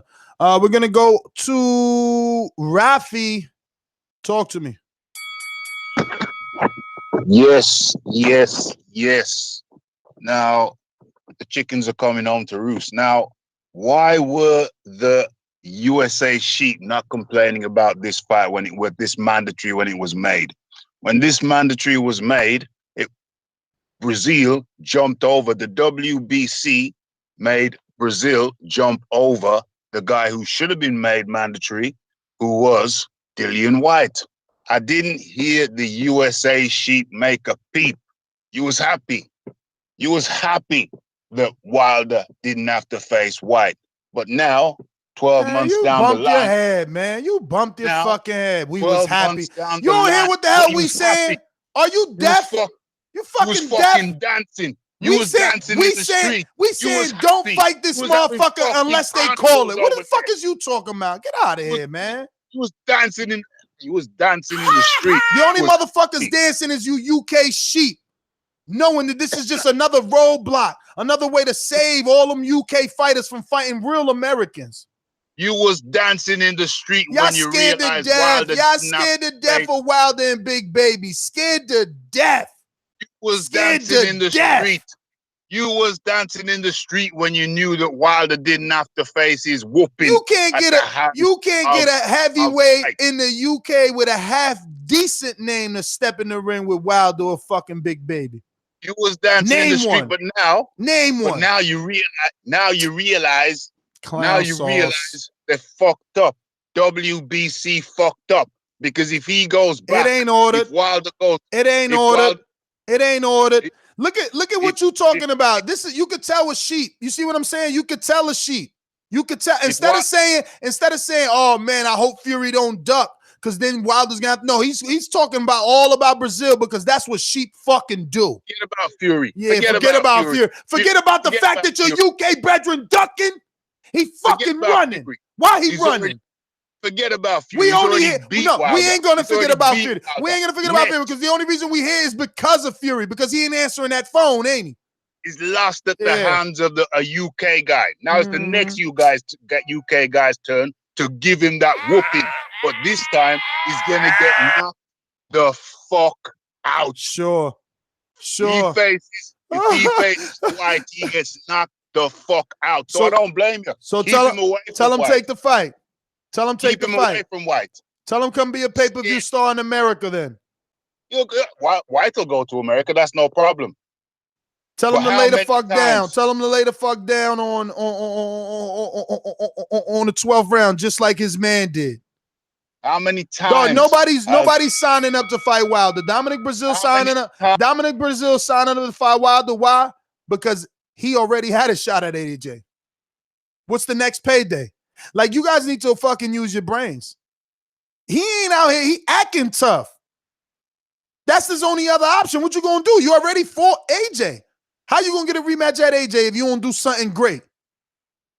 I mean, unless you're UK and your name is Dillian Whyte, you ain't got to do nothing but fight mediocre motherfucking heavyweights, according to Rafi. Sir Douglas, talk to me. Hey, what's going on, TVZ, man? That last call was hilarious, man. But this is my issue, and it goes back to what Shakur was saying, or the question that we're going to pose to every fighter that comes on the TVZ. We got to get one sanctioning body. Boxing needs a commissioner, man, because this stuff is frustrating. Number one, amateur, prospect, contender. I feel like amateur should be 30 through 20, prospect 20 through 10, and then contender should be 10 through 2 per division. One belt, and then you should be able to fight. You keep the same networks, and we should be able to see the best fight the best at that point. I feel like Wilder, man, is shooting himself in the foot, man, because every time you bring up Joshua, it's just a bad taste in that man's mouth. I don't think he's trying to fight him, man, and we need Fury to pick up the phone, man. Come on and get this second huge payday, maybe a trilogy, and then hopefully Anthony Joshua and team acts right, man, to split it down the middle, because it did big numbers in the UK and the US, so there shouldn't be nothing to really negotiate there. I mean, make it 50-50, man, but until we get a commissioner, man, this is what we're going to have to put up with. So I suggest we start boycotting, man, hit them in the pockets, and that's my call. So Douglas, you the man. Sal in Milwaukee, talk to me. You got your my fault. Hey, Ness. What up? Just because the motherfuckers is Spanish don't mean they get 10 minutes, bro. Come on with that bullshit, bro. Who got 10 minutes? DJ, nigga. Man, that was a girl. But listen. Lost. I don't give a fuck. It's equal opportunity. So check this out. God damn, they're vicious. You've been killing me, man, because I've been having to agree with fathead ass Mario on the last 2 shows. They've been killing you, bro. Him and Mike been body bagging you, bro. On that goddamn Dillian White situation. What's good with that, Ness? Take that casket, man, and lay down. I don't even know what you mean. What argument they beat? Take that casket, Ness. Man, I don't know what you're talking about. You disappointed me, bro. I don't know what you're talking about. Bro, when the man called in and said, when you lose to a champ, you go to the back of the line, the argument was over. Ain't nothing else to say. I mean, again, look at Luis Ortiz. He had 3 fights in 2018. Wilder was just happened to be one of them. You know what I'm saying? And look at the level. Look at the level. Look at the level that he fought the same year that he lost to Wilder. And go check what happened to Dillian White after he lost to AJ. It ain't, dude. He fought AJ 10 years ago. What difference it make? Look what he's doing now. What? His biggest win is fucking Joseph Parker off of 2 losses or a loss? Come on, B. Come on, B. I'm just saying. Hey, Chisora better than anything Ortiz just had, right? Chisora better than anything Ortiz just had? Absolutely not. I wouldn't know. Chisora, come on, no. What? Wait, what? What? What? What? Unless I'm done with you, bro. Bro. I'm not sign up for Mastermind, man. You keep taking them L's, but I'm gonna go ahead and push my shit through. I'm gonna go ahead and push my shit through today. I mean, it's debatable. Wait a minute. Hold on. Zora or Brian Jennings? Who you got? So you don't like Mike and Mario? Damn! If I don't win all the arguments, you ain't a patriot. That's fucked up. Bro, listen, I barely agree with Fat Face Mario, man, but he bodied you the last 2 shows, him and Mike. Bro, I mean, you can't win them all. Yo, I got to and I ain't afraid to let it go. Well, you let 2 of them motherfuckers go already. Good work, Mario and Mike, man. I appreciate y'all. Y'all my niggas. But one, I'm out. Milwaukee, man. Sal in Milwaukee. Thanks for calling in. Holy shit. Quick, if you ain't subscribed to the YouTube channel, man, you're missing out. We just reached 93,000. Finally, man. It should take long, right? Just to give y'all a little recap of what's been happened this week. We had Devin Haney on, James the Beast Wilson, Jared Swift-Hurd, the real Chris Colbert, Shakur Stevenson, Mikey Garcia, No Doubt Trout, Sosa Crew, the trainer, Big Baby, and Chris Colbert, Sonny Conto, the real Jose Vargas on our Patreon only show, which is Prospect Wednesday. Also, we had Zoto Ramirez, which Doomy translated his ESPN to English, and we had a great time with him last night. It was funny that they were talking about Sonny yesterday on the show, and they were all saying like, "Oh, who's this?" Blah blah. And then the news dropped later that day that he signed top rank. And so, yeah, you say, "Who is he?" Y'all. Hopefully, Ron will cover that. Ron talking about he coming to the East Coast. He want to work. When I was look, because I'm gonna have to make a decision, yo. We're gonna have to decide what it's gonna be. If we're gonna do these immediate reaction shows, or we gonna go back to these fights. Because listen to me, I would cover Sonny's fight in Philly. Like if I wasn't doing a show, I would be there. Heavyweight division is popping. He's an American heavyweight. I forgot to ask his nationality. I think he Irish. You know what I'm saying? So he might have that backing. He's coming out of Philly. You know, it's just like Cheney, bro. You don't think I want footage on Cheney and Joseph Parker? Like they all out there, man. We just gotta be out there. You feel me? Have we heard anything back from Mr. DeBella? Yeah, man. He told me today that 9:30 a.m. is too early for him. Okay. He can't be doing no 9:30. And I said, yo, B.